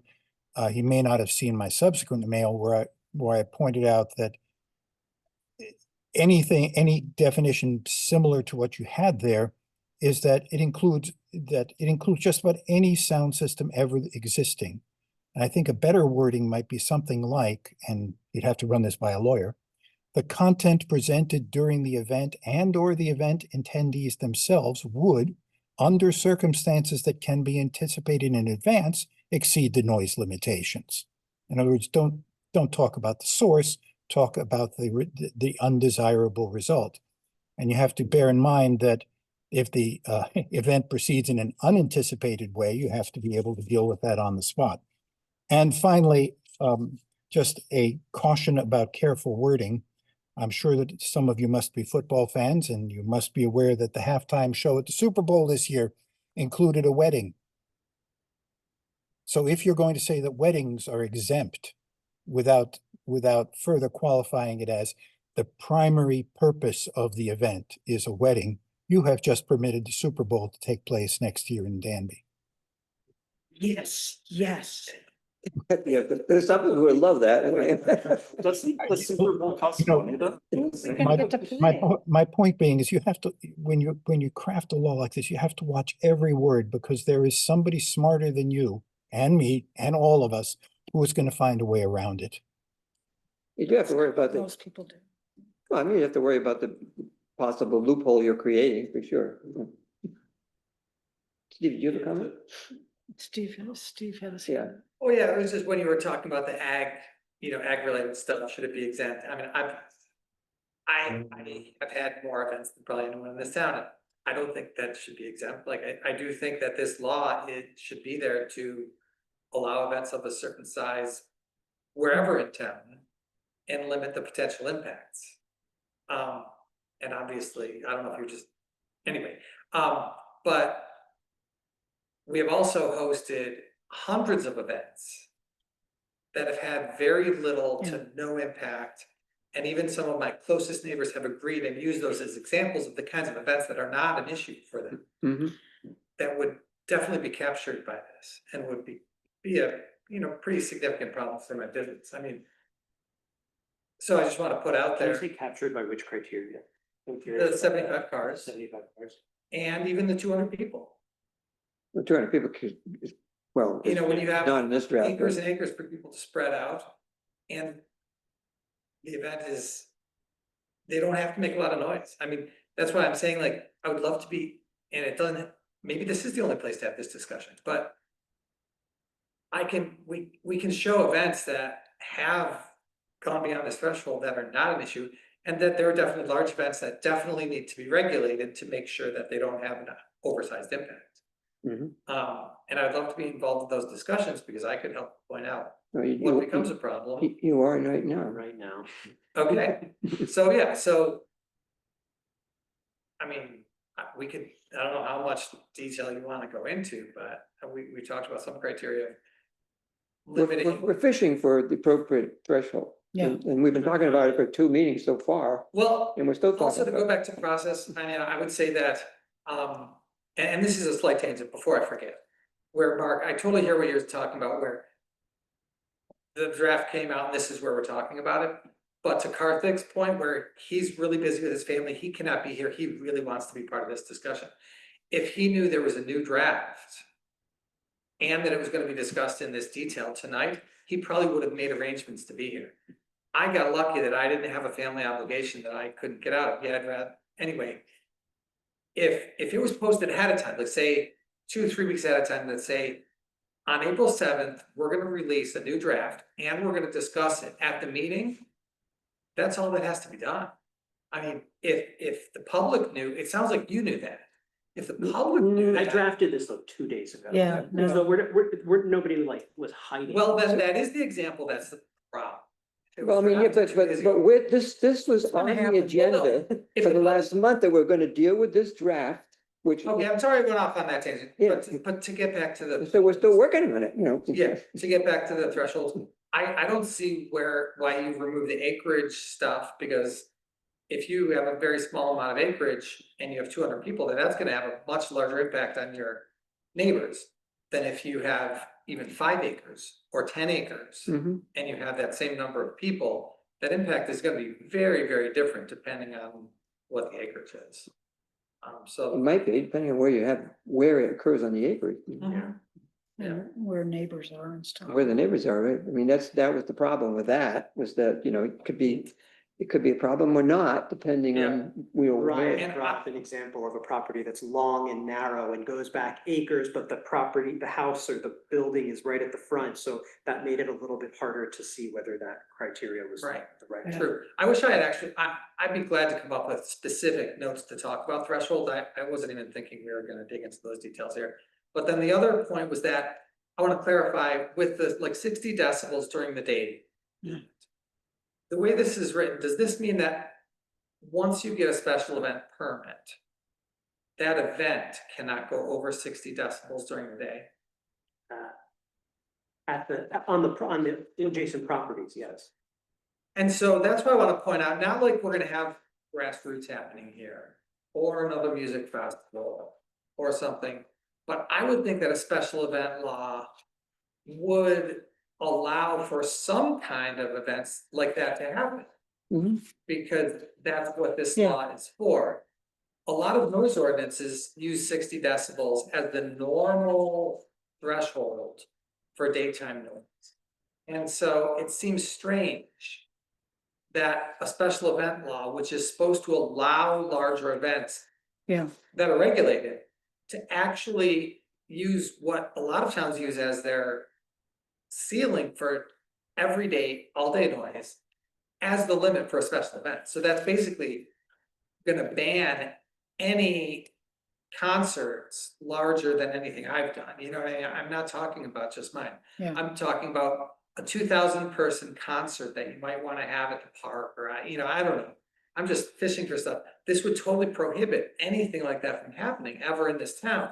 Well, unless it was in the middle of a fairly large property, so that by the time you get to the edge of the property. Exactly. It's not that Exactly. loud. But downtown concert series, Newfield concert series, We are, countless. we're speaking to balance between, your desire to have loud events and your neighbor's desires not to hear the loud events. So we are totally trying to find the space right in between those two, and we're doing a balancing act. So Right, but I can sort of hear in the back of my mind, your neighbors are really disagreeing with what you're saying about what should be allowed. well, then you don't grant the permit. Because you're specifying in there that you're gonna take all these considerations into account when you grant the permit. So if you've got a bunch of neighbors that don't want the permit granted, that gives the BZA the ability to deny the permit, right? But, and I'm just thinking for the future of the town, I'm not just thinking for myself, because I'm not gonna have a 2,000 person concert that's gonna be super loud for 2 days. But that could be something that this town could allow someday. No, I mean, do we just want to flat out ban that? Because that's what this law would do. I would Well, I and would then go we'll go even back to- further. I would say, Steve, that I would argue that there's not one event. There's not one event. It wasn't written, yeah. You've got to wait to be called on, Thank you. Mr. Peters. I'm That's disagreeing the with point, Steve. that this would not even allow for the BZA to permit an event like that. Well, that's an interesting point, because, in fact, the impetus for doing this was to enable festival scale events to happen appropriately provided for. Right, because I think the safety measures are already there to prevent permits from being given if it's expected that they're gonna have an oversized impact. That's a good point. Yep, you have a question? I have just acknowledging that there are two Right. hands up. Yes. Angela Peters and Yes. Ted Crane. Mhm. I don't think it's And I inappropriate for it. apologize, I'm not trying to be obstructionist. No, This I would understand. not affect me or my business. Yeah. I'm just But- like, Good point. yeah, thank you. Yeah. And I think Angelo's comment was also relevant here. Yeah, but still, I'm just making a comment, like, you can't just jump in. Yeah. Yes. I know it's not my meeting, I just, Yeah, no, you need to wait to be recognized. Angelo, if you'd like to comment? came out of the festival that he hosted on his property, I'm just gonna point that out. Yes, right, This is yeah. sort of trying to make sure that to allow, Yeah, I can y'all hear me? Yes. like, septic overflowing and things like that into a creek and, impact on the surrounding neighborhood. It's important. Go ahead. Go ahead, Angelo. No. What was that? I sorry, I missed the last bit there. Impacts on the neighborhood that this law is just trying to accommodate. I'm sorry. I missed that about a party. What? There was a comment about how the way you conducted your last non-event. Non-event. Right. I don't know if there's anything about a septic that had anything to do with that. But the point is, I agree with Steve. Like, has the town actually consulted people that are like audio professionals about that specific DB regulation? Yes. One was consulted. One. Okay, yeah, because I would say that most audio professionals would consider 60 decibels just basic constant running noise. Like when, say, I build out a podcast and you have to add sound in the background, it's 55 dB, and that's considered basic audio silence. So 60 decibels is the sound of two people having a conversation right next to you. And if you Google it, it'll come right up, the first thing you see. So, and it's exponentials in value, the difference between 60 decibels and say 100 decibels, right? And I think that I understand the validity to wanting to find a middle ground between neighbors and between a place like South Hill Cider. Like, look, I want to be super clear. I am never hosting an event like anything that I might have had at my property or elsewhere in Danby. I don't need to deal with that. But I would love to see places like South Hill Cider, like Danby Food and Drink, and potentially other things. The idea of a movie theater to send my children there, it's like this, that would be awesome. Like, I'd love to see the ability for Steve to be able to host events again.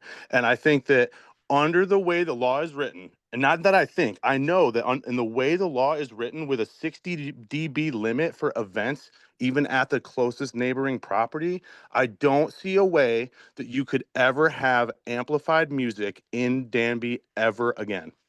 I don't really see how that's possible. I'm not trying to be an alarmist. I'm not trying to bring emotion into this. I'm just talking about the science behind it. And I work with audio for a living well enough to know that there's no way you could have even maybe acoustic guitars without a speaker in the field next to my property, and it would be enough for a neighbor to sue another neighbor with the way this law is written. And We I'm hear you. also just Received. thinking, We hear you. We've received that feedback. Thank Yeah. you. cool. Got it. You got Thanks. it. Yep. Ted? Sure. You, Joel, mentioned where the sound is coming from. I'd just like to say, Angelo, I like quiet. 60 is a little low, but I wouldn't mind it. 65 is pretty close, and it's also acceptable. But Joel mentioned the distance. I have a graphic I could share with you. It was actually published Yeah, in I've seen it. seen it. And the point of that one is it does all depend on where the source is.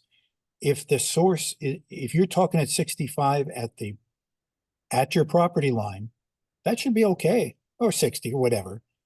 But 50 feet away, pick some distance, it's down to inaudible. On the other hand, if a very loud noise source is, pick some distance, a few 100 feet or whatever from the property line, it might be 65 at the property line. It would pass your criteria, but it'll still be 65 the next half a mile further away. And that's probably a problem. So I don't think you can have simplistic measurements, or you have to take a different approach. Well, I mean, I think we would be very receptive to suggestions for how one might deal with that. Well, I'll give you one. It's not simplistic. It's that you have to measure it twice. Once at the property line and once at some reference distance inside the property line. Not outside. Well, inside your neighbor's property line, excuse me. Okay. It's not simplistic. Sounds like we have. No, but it sounds like it might be, but it might be an approach, though. It would be an approach. And by the way, on that graphic that I mentioned, that 111 decibels, I have to say, I was doing sound at an event. My room was not at 111 decibels, but one of the large rooms the speakers were emitting 120 decibels, and nobody complained. But that's because they were inside and they were there for the purpose. I remember, and some people will remember, when the what used to be called the common ground used to operate, and then there were frequent complaints from the neighbors about noise, and the board required them, and they complied with the noise, the amplified noise being kept inside. Yeah. That was fine, except when they opened the windows. And then it was not.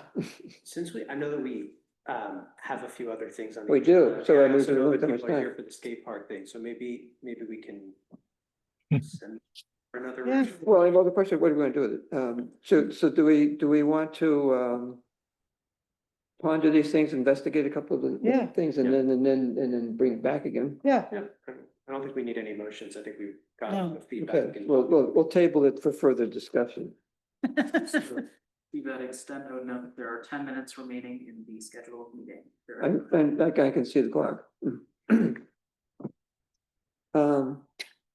So I move Thank you. table. Yeah, second. Could you make that vote, please? Yeah, if you're ready. what are we doing? We're tabling Tabling what? the discussion until next time. I don't know that that's necessary. I don't because there think wasn't it's a motion necessary, to but- Pass it, but If you want to, I mean, Okay, if you want to just say, we just say we're tabling without doing it formally. I think that's fine. it's just continuing. Yeah, I don't, well, that's what tabling is, we're putting it, we're putting it off the Be table and we're gonna bring it back on the table. It comes back automatically when you do a tabling resolution. As opposed to sometimes disappearing, things do that too. I thought it was just gonna be a discussion. I Yeah, didn't think it was gonna lead to anywhere tonight. well, it might have, but it didn't. So is the motion rescinded? Yeah, forget it. I withdraw it. In effect, it's table, however, let's see, where are we? Designed for a skate park? Ah, yes. Zach has shared with us, design. Sure. Should I sit on the other side of the table? Oh, you're okay.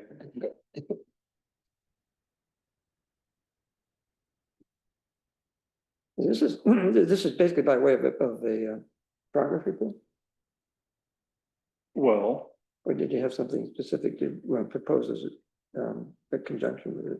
so we're going through the planning board with this, as you have to. Actually don't know. Is it 2 meetings with the planning board before approval or just 1? Well, it's as many as it'll take. Yeah. Okay, Yeah, it's just a 2-step process, meaning it's a sketch plan review and then a final plan review, but the shortest time it could happen is 2 months, but it depends on what level of detail they might need to approve that plan.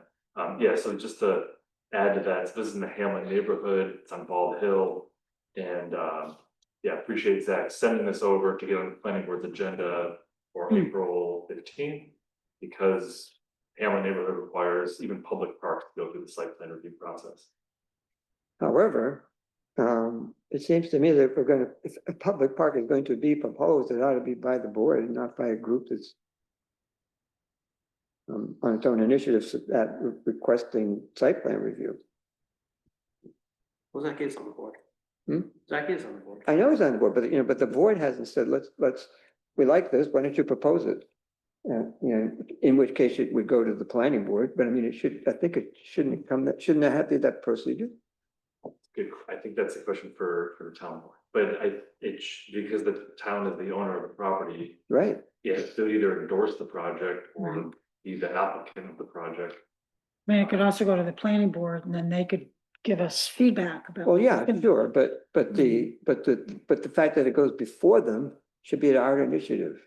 In as much as it's the town property is being. Right, and also I'll talk to this more, I know Zach wants to talk about the design, but these are good questions and dedicating it as parkland, I think is an important step Yeah. too, and that could just be. If we're going to. The resolution, maybe, I've seen other towns do it where it's just a resolution of saying, because that then exempts it from, it can fall into the type 2 list for secret. Hmm. Is that right?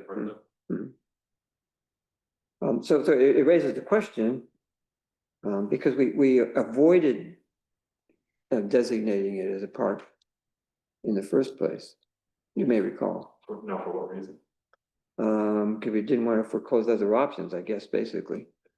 You may recall this discussion, the other board members, because the 3 of you were not on the board at that point. When we talked about it, we thought about, because there are implications of it being, once it's designated parkland, you're locked into it being a park. Because you can never alienate it. You can't, yeah, you have to go through alienation, you do anything else. We don't have anything else in mind for it. But we avoided designating it, saying that even though we were saying, let's do the skate park there, which was tied to, at the time, the presence of the shed, which was a unique opportunity for us to build something different than other places, because it would be a sheltered skate park. And then that turned out not to be feasible, because the cost was ridiculous. And that then raised the possibility that maybe this is not the best place for the skate park to be. It could be someplace else. We talked about that a little bit. Zach approached the Park Association, as did I, to see whether that possibility of locating it there was realistic. We now know that that's not, because they don't want to host it. We didn't rule out other possibilities. At one point, we had talked about using the town hall property. Joel, I don't know why we're revisiting the whole history of it. Can we give Zach some time to talk about the site plan that's on the agenda? Well, I mean, Just we're so limited in time, and I feel like we've. Sure. I'm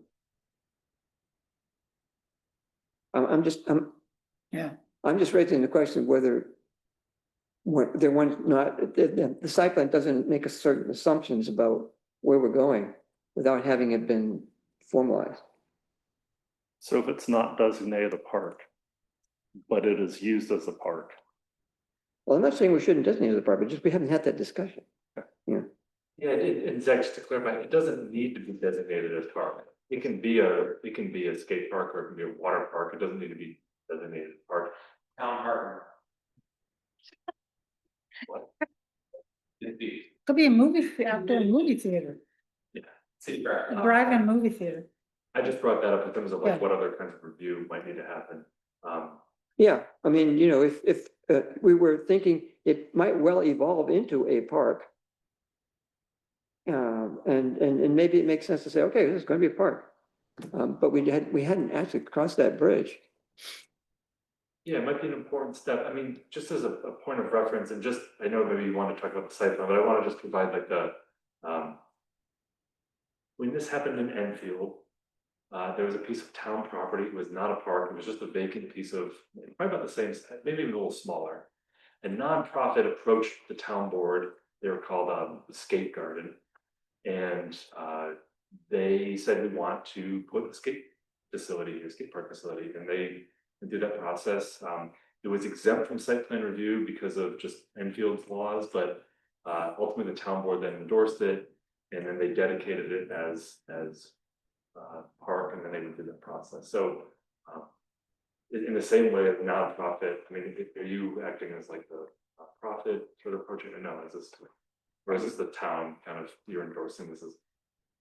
I mean. He's acting pursuant to our saying, if we do it here, we need a site plan, and here's a proposed site plan. Right, yeah. Do we I don't want, have an issue. It seems like it's just a board discussion and board decision of moving forward. Yeah. Can we let a member of the public speak? does it need to be designated as a park before it goes to the planning board? No. not Okay, at well, why don't we talk It's about just- the site plan? Why don't we have Zach talk about the site plan and Whether we want ask to that propose we it, get whether we want to feedback propose from it. the planning board. Do you mind if Anthony speaks? I just wanted to answer your question. I also designated as being a meeting or us part of the community, because we're calling it a community built skateboard park. So designated who's gonna talk about it, be part of that community committee that's been working on it. Yeah. Because we want to call it a nonprofit, but we're not a nonprofit, so. Yeah, no, I'm not even trying to throw a wrench in the process. I'm not even saying that it needs to be a designated park. I'm just Right. saying that in reviewing the environmental quality review stuff of, we didn't have to go through. I'm checking off the boxes of what kind of review does it have to go through. Dedicated parkland can be exempt. So I thought, well, if someone can dedicate this parkland to be exempt from that. If they don't, it's still fine. I can still move forward. It's just maybe the environmental quality review has to be, there's just a different path for environmental quality. Maybe I shouldn't even brought that up now. It doesn't. Right. Right. That's a down the road process. We need a I motion to need, I extend the need to meeting. extend, and make the motion to extend the meeting for half an hour. Second. Well, I think we should go an hour. No way. Well, I don't want to use the whole hour, but I don't want to have a Oh, bunch of resolutions to. I'd rather, I mean- no, let's do half an hour and get going. There's a lot to do. I'm inclined to want to continue the meeting next week. And add the balance of the agenda, once we get past this item, to that We're agenda. wasting time now. Let's, Well, yeah, I mean, your motion is for half an hour. yeah, Second. All right. Oh, very good. So, you know, Go. see how far we get, okay? All right, Connors? yes. Dylan? Yes. Larkins? Yes. Bruce? Yes. Daniel? Yes, Thank you. I'd like to hear a little okay, so, from. yeah, tell us about, Yeah, I can get up and okay, do Yeah, yeah. gestures. if you want to. Try to do it. hurry up. Yeah. Hurry up.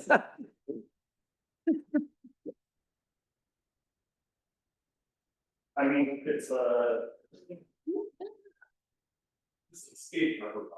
It's a skate park, okay. So, I guess what I'm talking about without even saying skate park. Skate park. Oh. I had assumed. The Bald Hill property. 15 Bald Hill? Yep.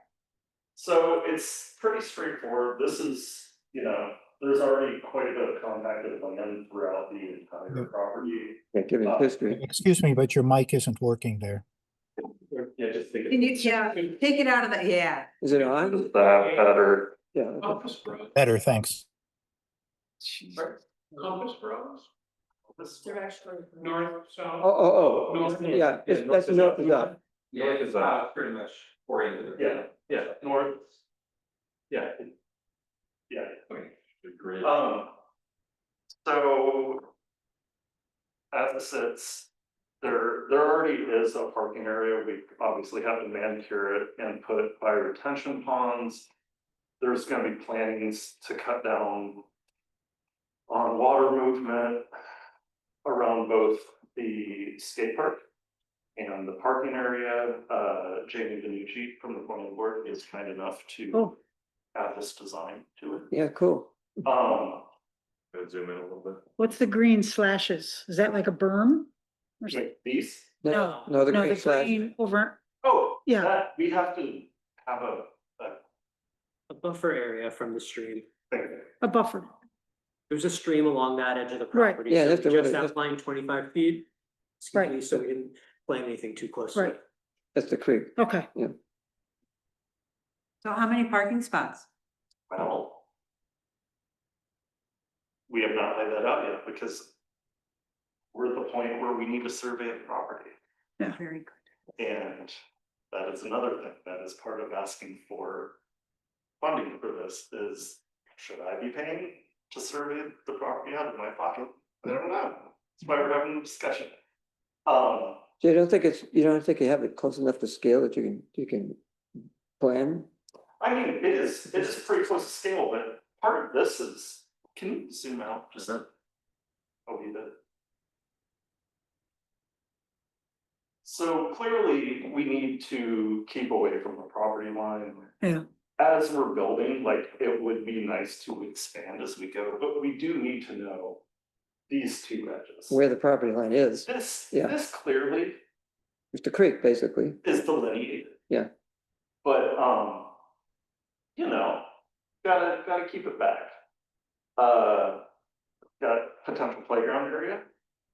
And it's, right now, we're looking at 2 phases for the skate park. So why do you keep it back? It's just a question. I don't think it's people in at the cemetery are gonna complain about it being too close. It's an historic cemetery, so they wanna respect. Yeah, I was actually waiting until after we move forward with this, because I know there's a resident that lives vaguely in this area. Mhm. That has knowledge of where all the graves are, because I think there might actually be some. Yeah. In here, I know there are definitely some on the hills here. Yeah. I mean, it would be nice to also. We won't go there yet.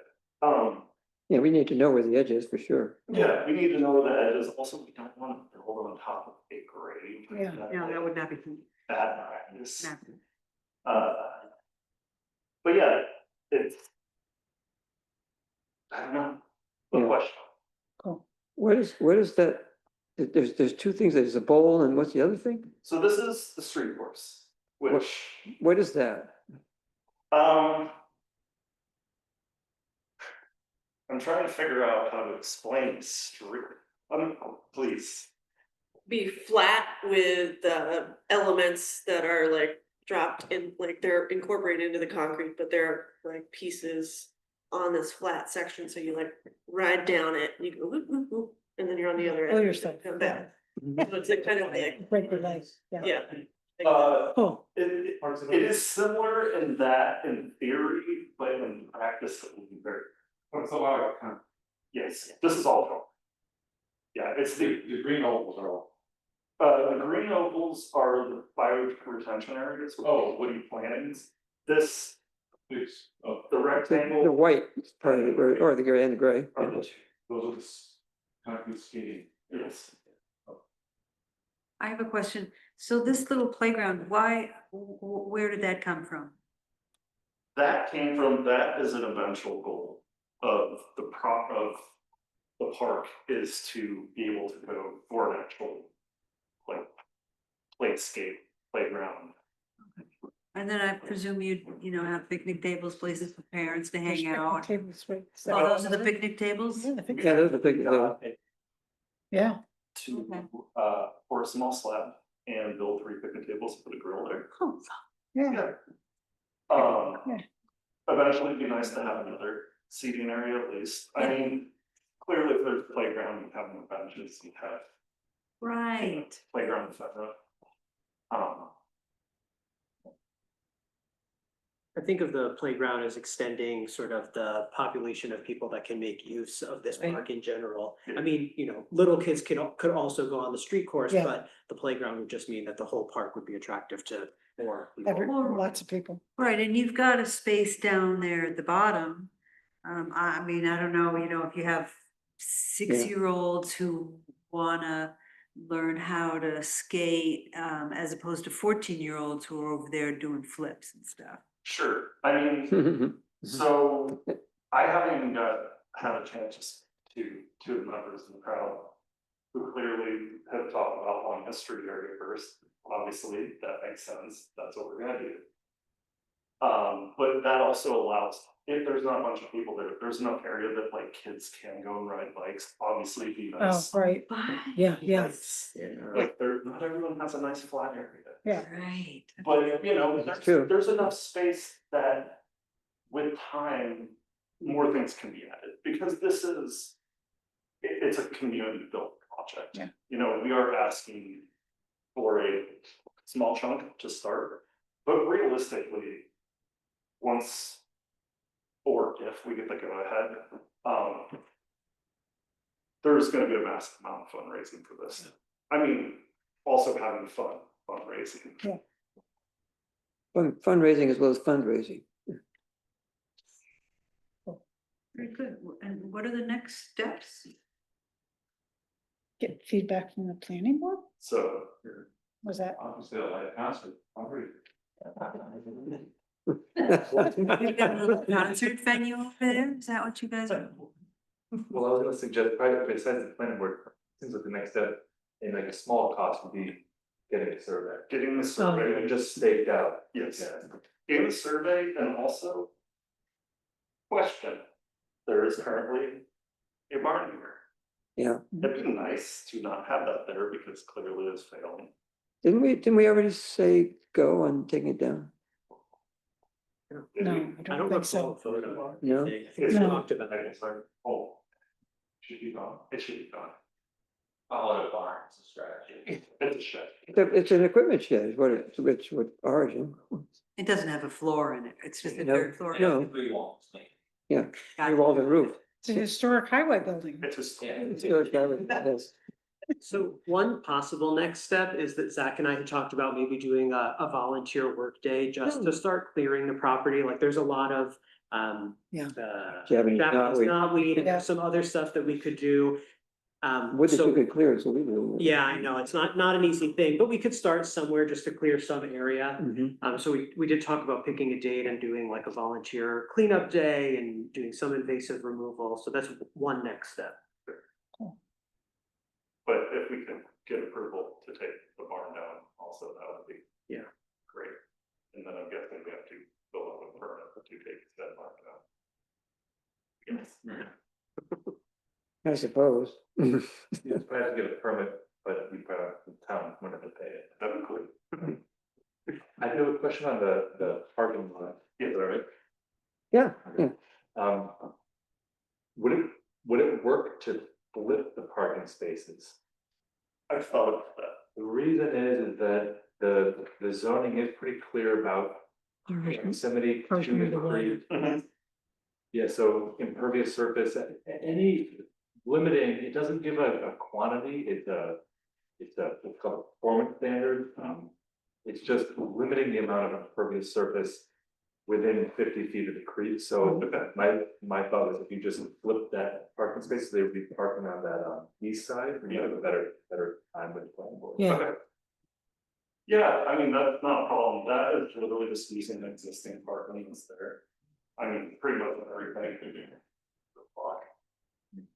Back to the hills, I Mm-hmm. but yeah, that's fine. The reason that I was actually putting it over here as opposed to over here, and putting it over here. We're definitely gonna have to either put large trees or a wall to stop things from sailing off the park. Oh my. I think we'll need some kind of thing, it could be large planters or just something physical, you know, between the parking lot and the skate park area. Yeah, that's doable. And I'm not thinking it's impossible to have the parking lot there. I just know that they might come into that. And then also Soil and Water Conservation District did offer to help, or at least consult them, you know, about some of the stream, water, you know, issues, just because this is Buttermilk Creek's headwater, so. So if, I'm sorry, No, you go ahead. if it goes to the planning board, and the planning board comes back and says, flip the parking lot, you need 2 extra feet over here and something over there, then we talk about it again. Yeah. Right? Yeah, Okay, because ultimately the planning board would have to approve a site plan in terms of how the town board, I mean, what Joel's point was bringing up earlier, I don't, that's between Among us. board wants to- Well, I mean, that's what I'm thinking, when I'm going to propose there's a resolution, so we authorize the surveying. So that you know where your property line is, and the submission of this, and the taking down of the shed. And the submission of the site plan to the planning board for consideration. It's all one resolution, I still move. I second that. Okay, I may need you to give me that one more time. The 3 things. The 3 things. Survey? the Take that survey. forward Yeah, and move it to the planning board. Yeah. Right. Are we, just to clarify, are we also agreeing to pay for the survey that we're agreeing? yes, and we probably ought to specify where the money's gonna come from to pay for the survey. Thoughts, Ed? The survey is not budgeted, so we're going to need to use our Correct. contingent account. Yep. And what we can do is use our contingent accounts. Yes. Which is 1990.4. Correct.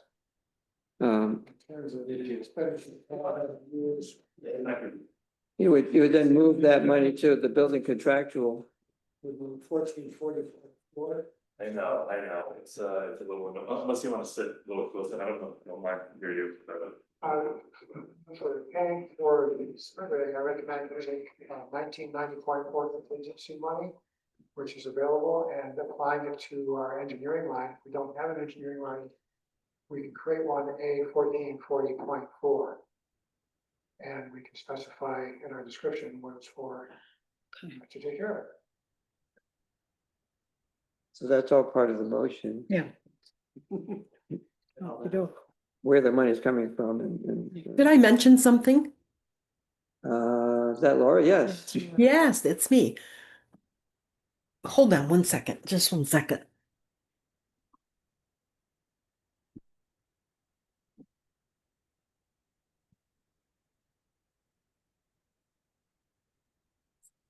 I'm sorry, the room I was sitting in, now all of a sudden it started to get dark, but there I am. Okay. We still have money. We have some money sitting in a community development fund, somewhere around over $14,000 sitting in a community development fund. We hadn't moved it out of that community development fund and back into the general fund.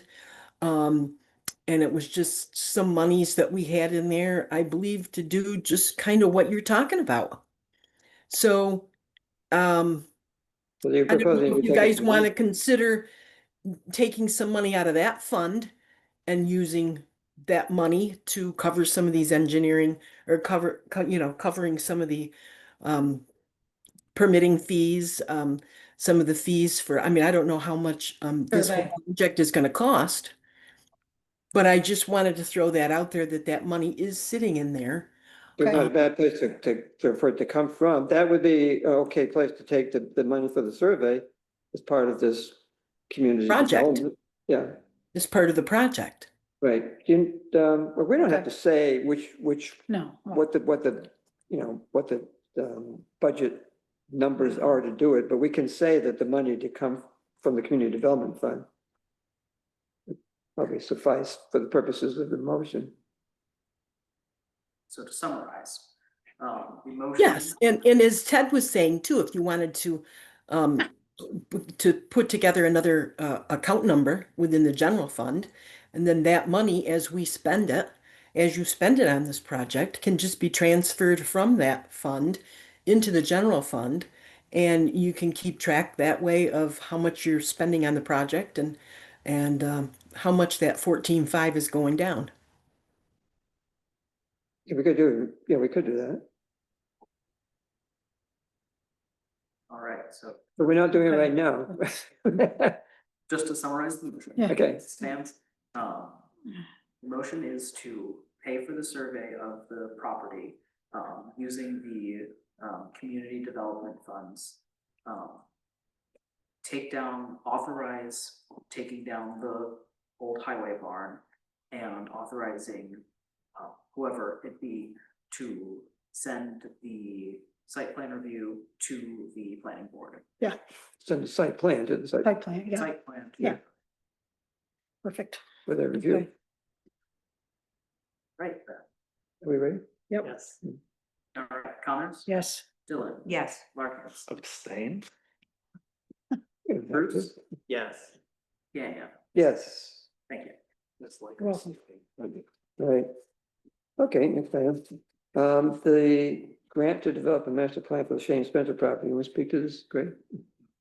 Yeah, I can.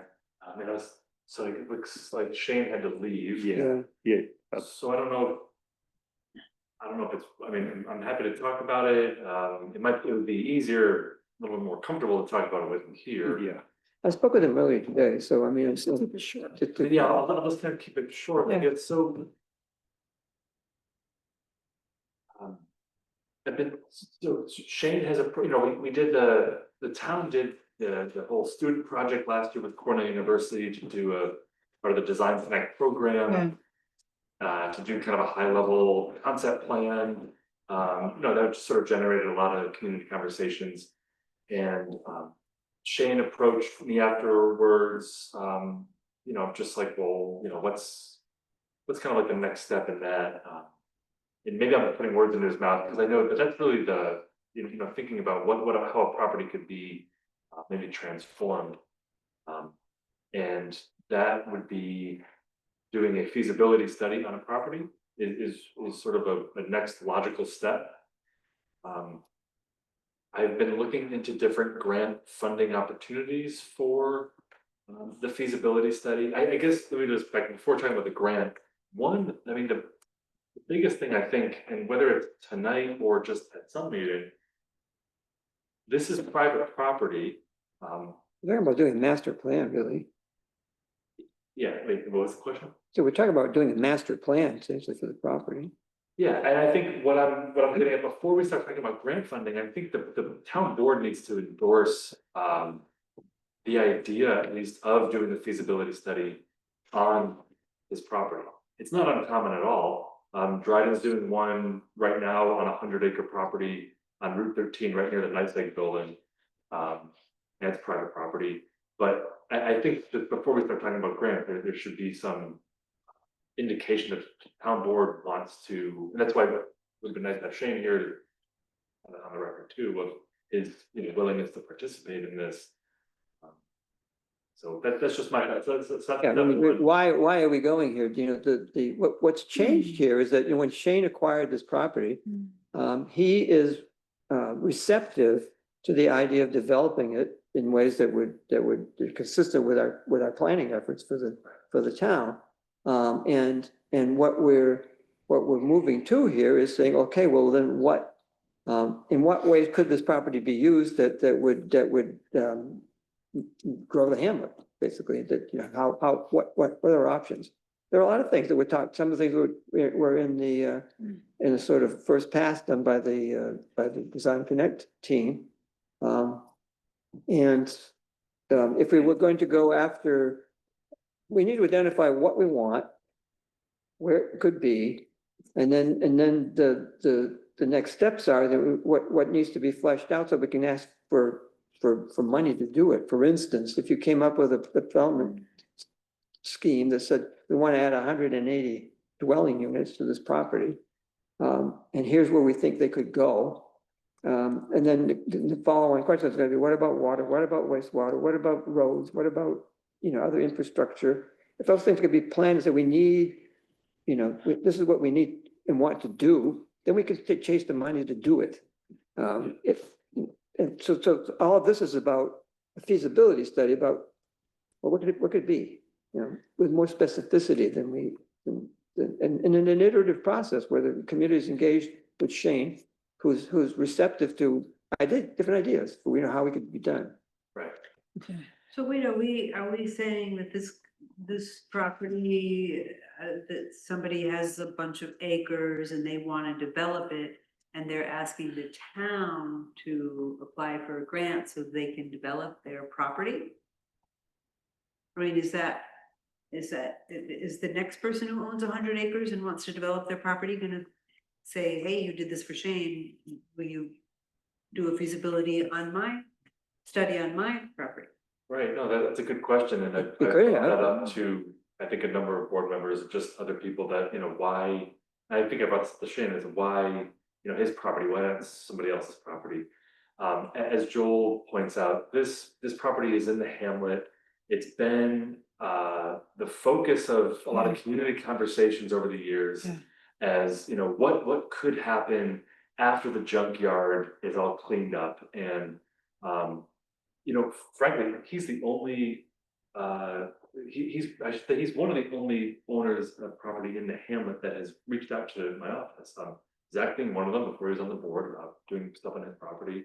But very few people have reached out to me, you know, with this size of property that says, you know, I'd like to do something. I'm not a developer. You know, what do I do? You know, how can I help the town? And that's where it'd be nice to have Shane here to sort of give his take on it, because he's, you know, he was essentially, you know, given this property by the former owner, Rick Dobson, and he just wants to, in a way, kind of provide a benefit back to Danby that helps support its goals. But it is a good question to ask, and that's why before we start jumping into grants and going after this feasibility study, that's why I thought that the starting place is just, is there an endorsement from the town board to even start to explore the idea of a feasibility study? Because then I can start talking about, there is funding out there, and you know, essentially it would be me issuing a request for proposals, you know, with an idea of what is our budget, with grant and maybe with, you know, other sources of funding. Wouldn't that come after you got the money, or would you have to do the RFP first? It could go either way.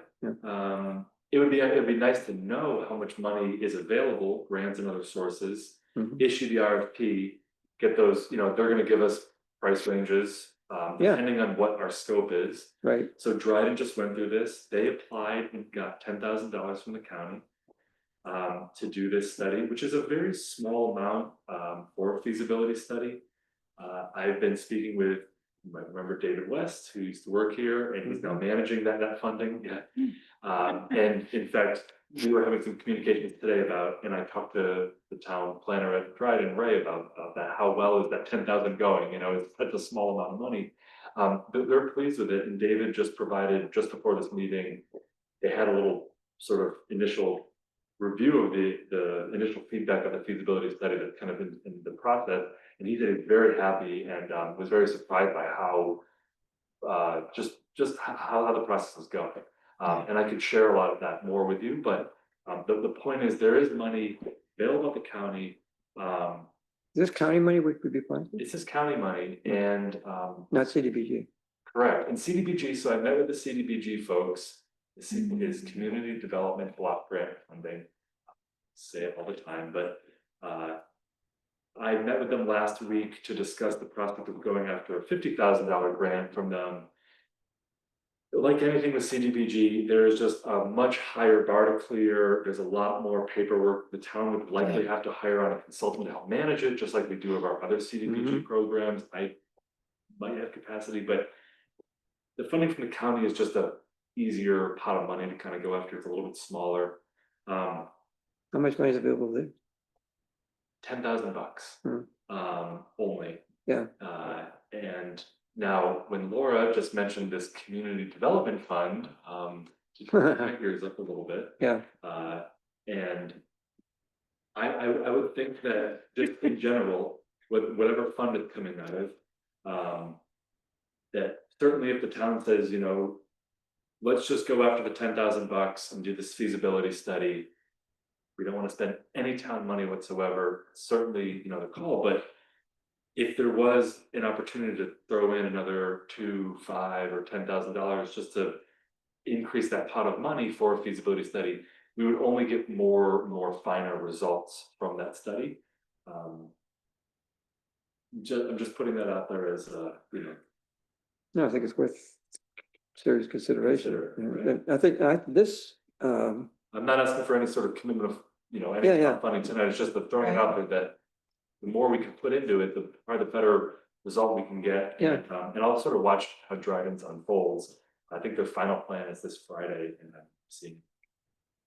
Are they just going after the 10,000, or are they also putting money in? You know, I didn't ask that question specifically, but I got the impression it's just the $10,000. And I remember David was a little skeptical, worried, could that really give us a good result, you know?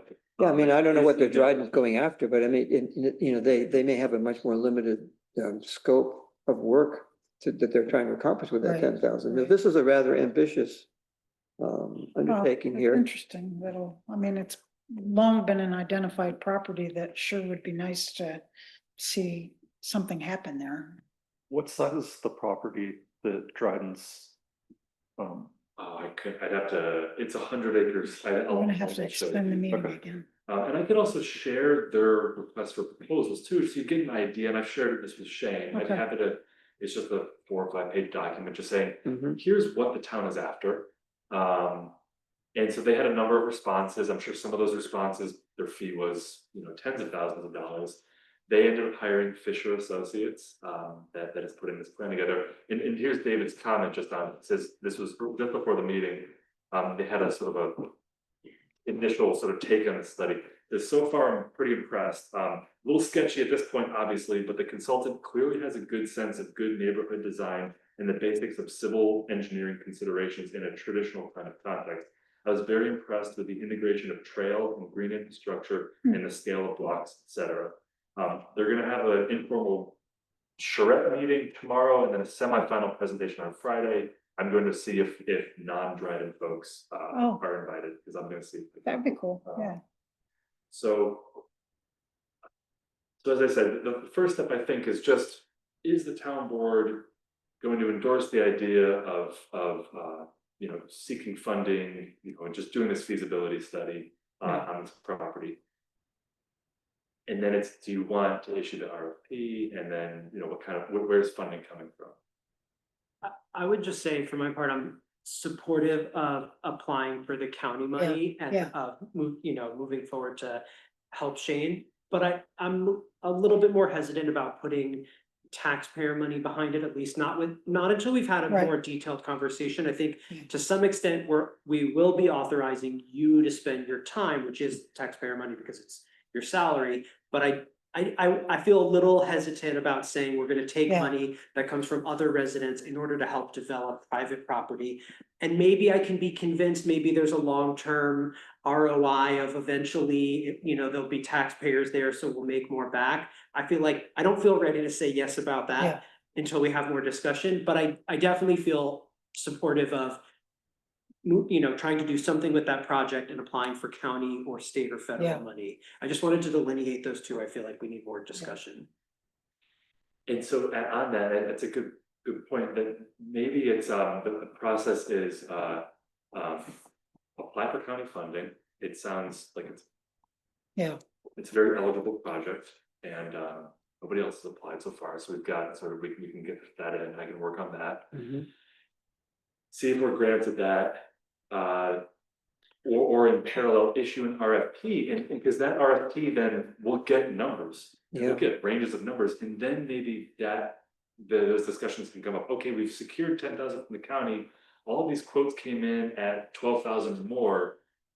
Do we want to cover that gap? Yeah. Or not? Maybe. But the issue- Property owner could be kicking some money. Yeah, well, do we have the, in order to do the RFP, you'd have to have some sort of scope. Yeah, so that can be, I can bring that up at, in a future meeting, or have internal discussions just about what is the scope, so, What's the window for applying for the county? it's rolling, I think, through September. When we get our ore in the water. Yeah, it's on a rolling basis. Yeah. Because, I mean, I'd like a board discussion of the scope. Yeah. Before we do an RFP. Yeah. So we can commit to saying, yes, we'd like to have the design, for this property. We can apply for the county money, and then let's talk about what we want to really accomplish with the project. And then follow up with the RFP. How about for the next meeting, just in a couple of weeks, before then I can share the feasibility study from Dryden, so you can see what they have. Maybe by then there's this semi-final plan, and we can look at those two together. It sounds like the feasibility study might have been a little bit broad and maybe a little ambitious, so maybe we hear some feedback from them too about how to tailor it a little better to get the result that Danby wants. But I think it's worth, if I'd be prepared for next meeting to come back with that. Yeah. Okay. That's great. And then maybe Shane can come and can have it Yeah. earlier in the meeting, or, That was too bad. yeah. Yeah. Okay. So what are we Isn't that committing to tonight? Are we committing to apply for the county Nothing. fund? No, I don't Not yet? I don't think you need to. Gotta extend the meeting. Anything, but just, 15 maybe minutes. this is good to think about, right, is the town board want to endorse the feasibility study? Yeah. Mhm. So we're not making any action tonight? No. We're gonna bring it back next time. Okay. As a taxpayer, can I just make a comment? It's up to the town committee. Sure. I think that's a unique property. I mean, Yeah. following its history Yeah. of being. I should have had to come up with this because the folks on Zoom are not gonna be hearing what you say. That's all we're gonna say. We need to extend the Also, we meeting. need to extend the meeting. Just speaking to that, Mike, thanks. It's just for folks on Zoom. Oh, you can pull it away if you want. As a taxpayer, I think this is a unique property. Everybody who goes down 96B goes and then sees Danby and it sees that property, identifies Danby with that property. And so it's almost like a community property, I think. And it's well worth helping this person who's actually asking for help to help him. I mean, I think you should take a referendum or something because I'm excited. I live on East Miller Road and I go past that property. Yeah. I go past that property a lot. Thank you. There's a lot to go, and I don't want to give a short shrift. But if you want to go another half an hour, we could do that, or We don't have to use the whole half hour. no, but I think the prospect that we won't is pretty slim. I'm okay with doing another half hour. We have a lot on here. Yeah. I might also suggest, can we move the statewide moratorium to 2 weeks from today? I just don't want to rush that, and that seems like a big. Well, this is something that's being considered in conjunction with budget, unfortunately. Oh, so that's. What's time that? So sensitive? the data center moratorium thing, Oh, that doesn't I meant- belong there, but it's, but it's in there. But it's just to approve Yeah, I don't to think, send the thing out. yeah, I don't think it'll take that long to do it, frankly. Yeah, I'm fine with that. So anyway, so somebody move another half an hour, which will bring Yeah, us but to let's- 9:05. Let's aim to get done earlier, yeah. I so move. Second, All right, Connors? yes. Philip? No. Marcus? Yes. Bruce? Yes. Yeah. Yes, Thank you. okay. Where are we? So this resolution, which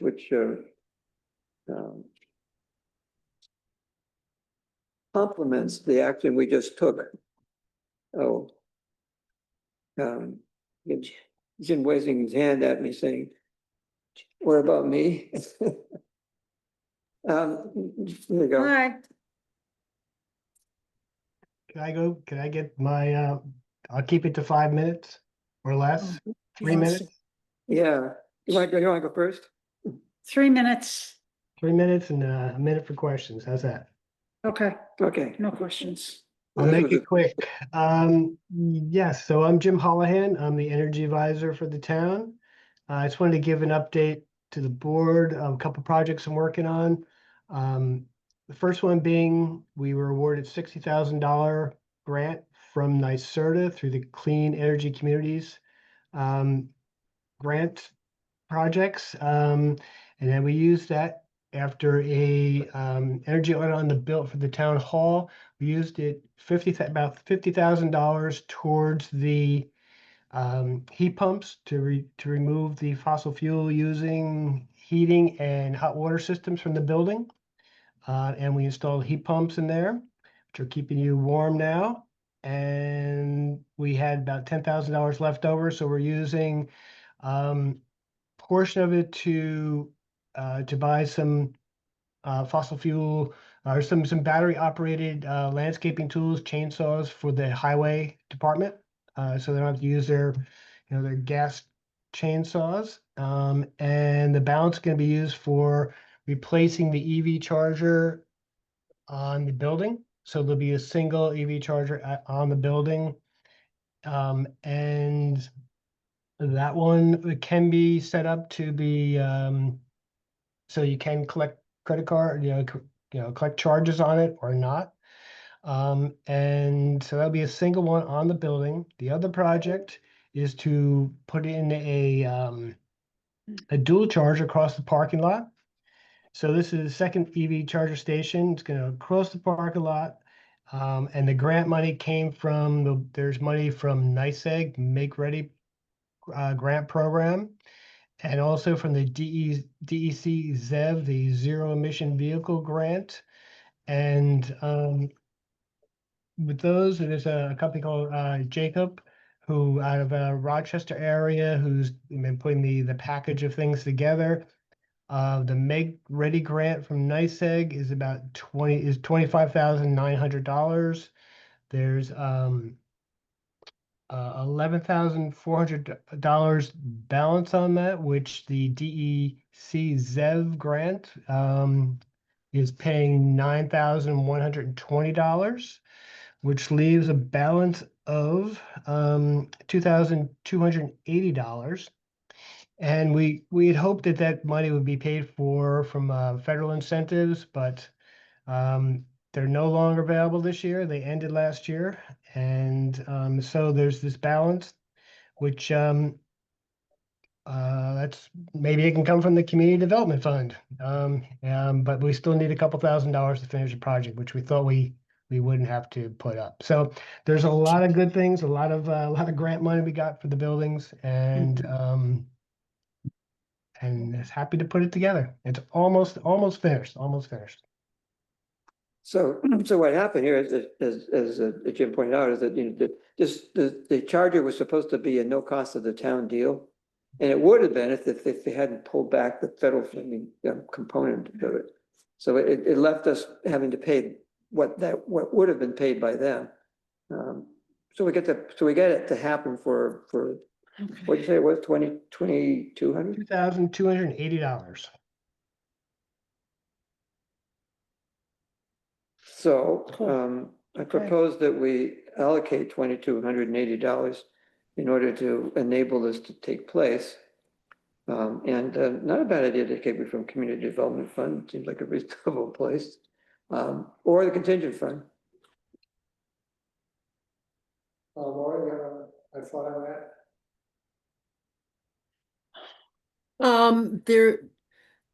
There is that money in the community, well, not the community development, there is money in the contingent.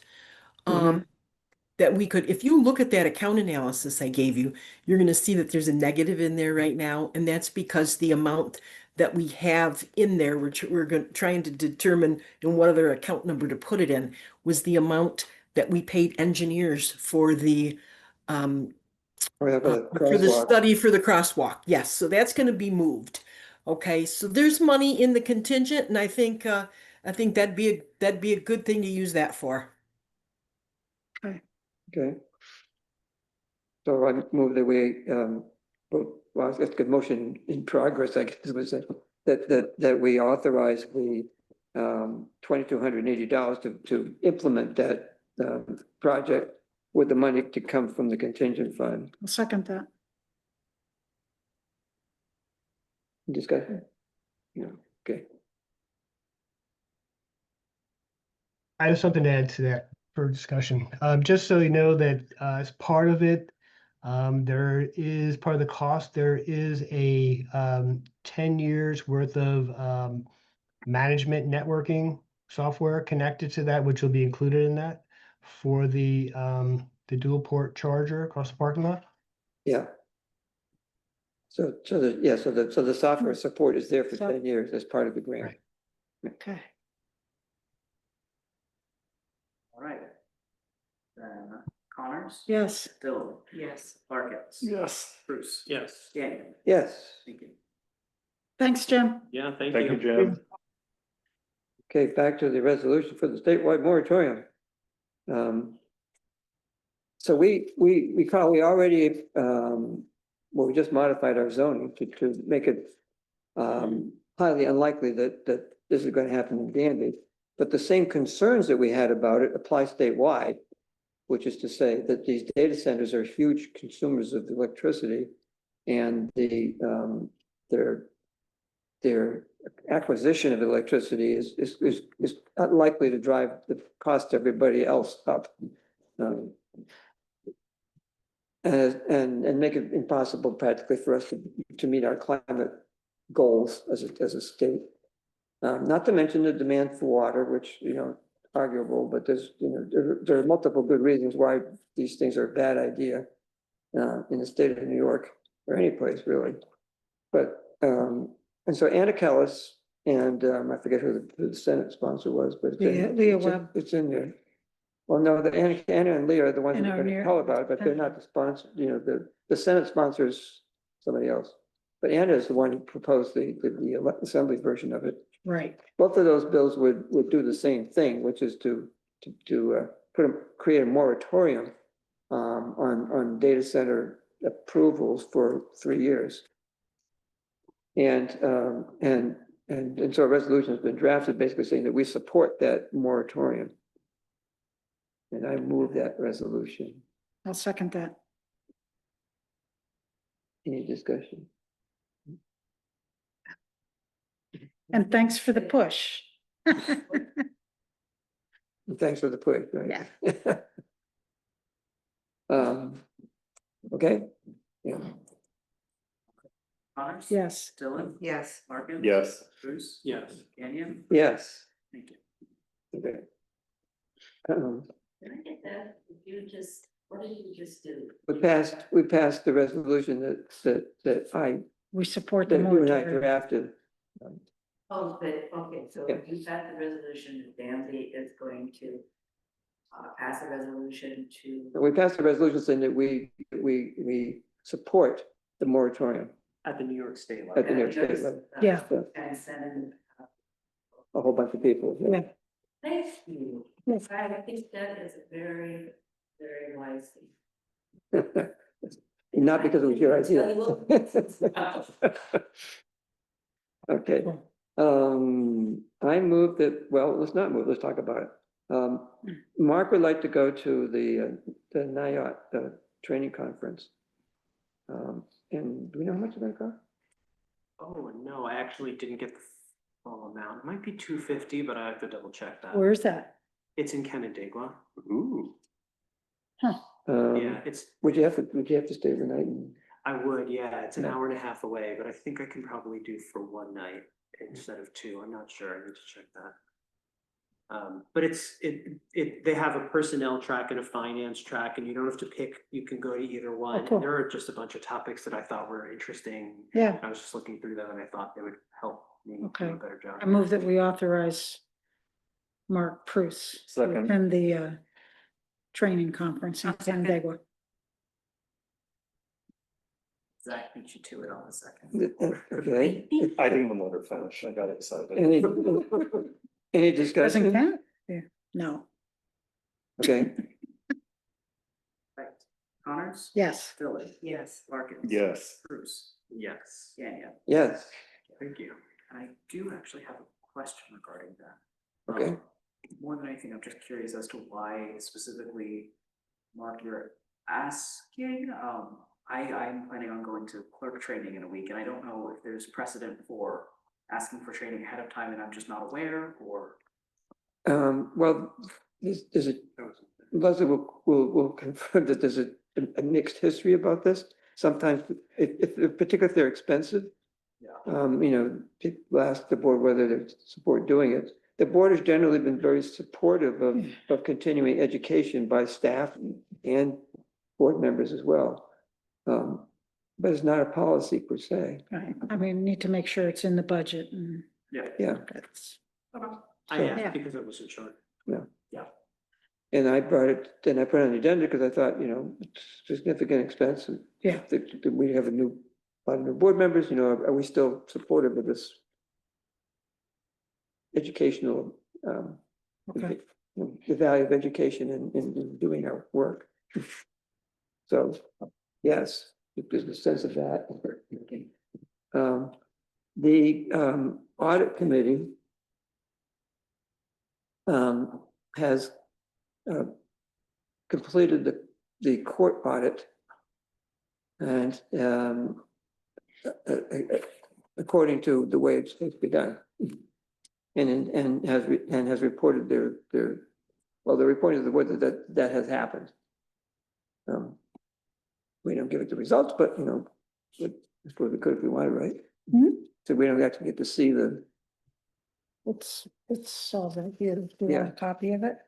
well, I just wonder whether it's part of our due diligence to have to actually look at what you No, found or, No, I don't We think didn't so. find any. No, yeah. It's mostly. really? Okay, so, but it needs to be in the record that the committee reported, Right.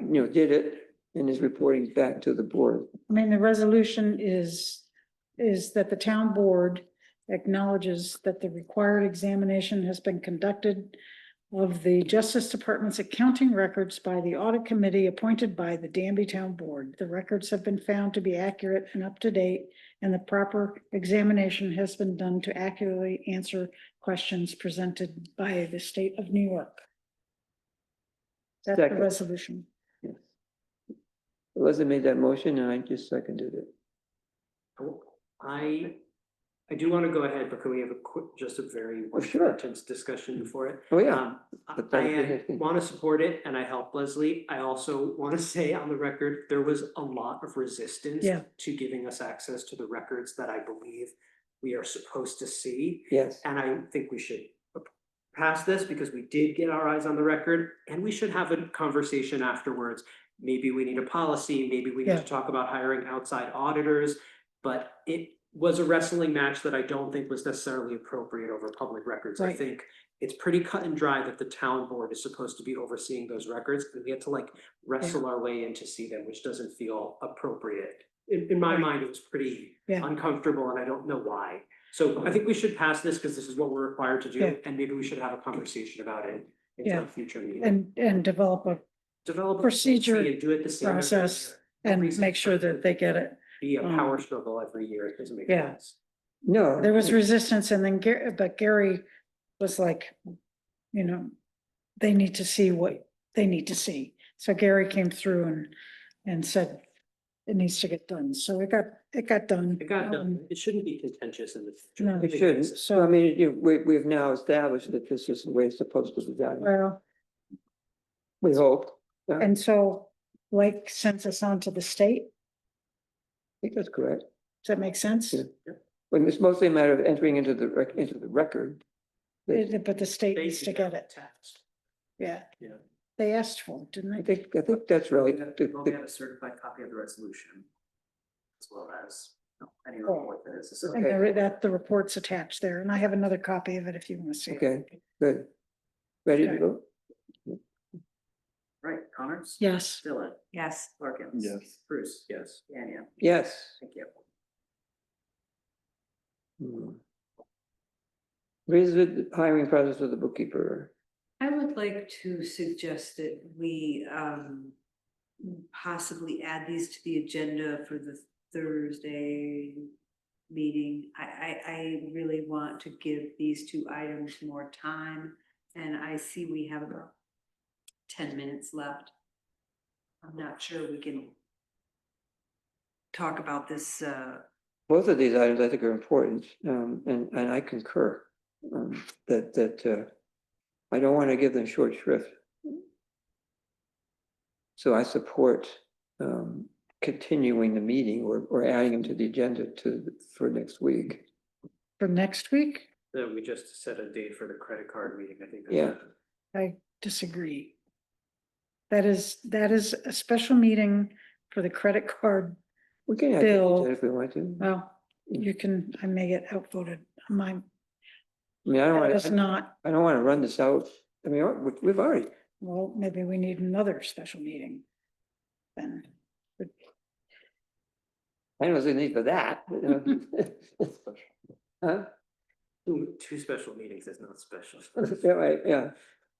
I don't see the need. I mean, well, if we're gonna defer it, we don't have to, but if we're gonna defer it, I mean, I think sooner than later is better. Leslie, what do you want to do? Do you want to talk about it tonight or you don't, or? what do you think? you know, I think it's been a long meeting, and I think, I just, if the whole notion of having a special meeting was for the credit card. Yeah, I get it. If we, you know, I sort of feel like if we can't get the business done in our regular meetings, then either our agendas are too long or we're talking too much. So, I Well, don't no, know. if the agenda's I too mean, long, what are you gonna do about it? You know, so, you know, we continue. We have an opportunity with a special meeting to, add to the agenda. Well, it's not what the special meetings, so do we want to continue tonight? That's the question. If we do, I think we're gonna end up extending the meeting, because I mean, like I said, I don't want to give it short shrift. Right. It's almost 9 o'clock. Yeah. Till the next regular meeting? Well, I'd rather not do that.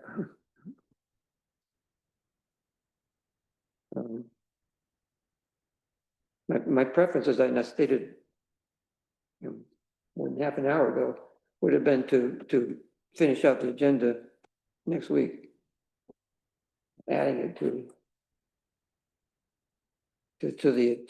the meeting which we just called in order to handle with the timely payment of the bill. Leslie, would you be more comfortable if we scheduled a second special meeting right after the credit card meeting? you know, maybe those things should have been up farther in the agenda.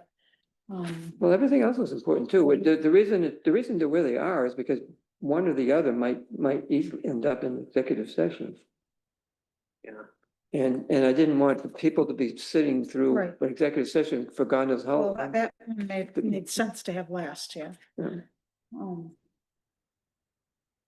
Well, both of them did in that regard, and that's why I put them where they did. So. I mean, I can be outvoted, don't worry about me, but, in the special meeting to do the credit card, I mean, we talked about, we need at least 3 people there. These are not topics these need the whole board. I'll be here for that. I'm not gonna, if we're gonna broaden the agenda, I'll be here. I think we should do it and not make like, in general, have a special meeting for the credit card thing.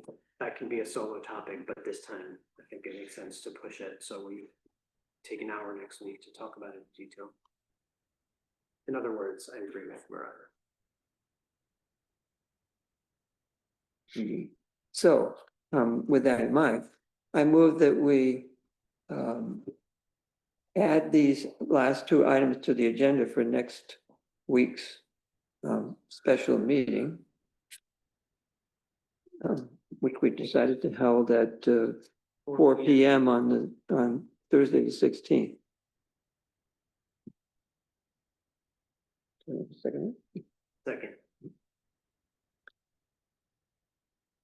Anyone ready to vote? Right? Connors. No. Philip, yes. Larkins. Yes. Prus. Yeah. Gagnon. Yes. Thank you. Right. So having done that, we've done. So for tonight, meeting's adjourned. Thank you all. Night, everyone. Good night.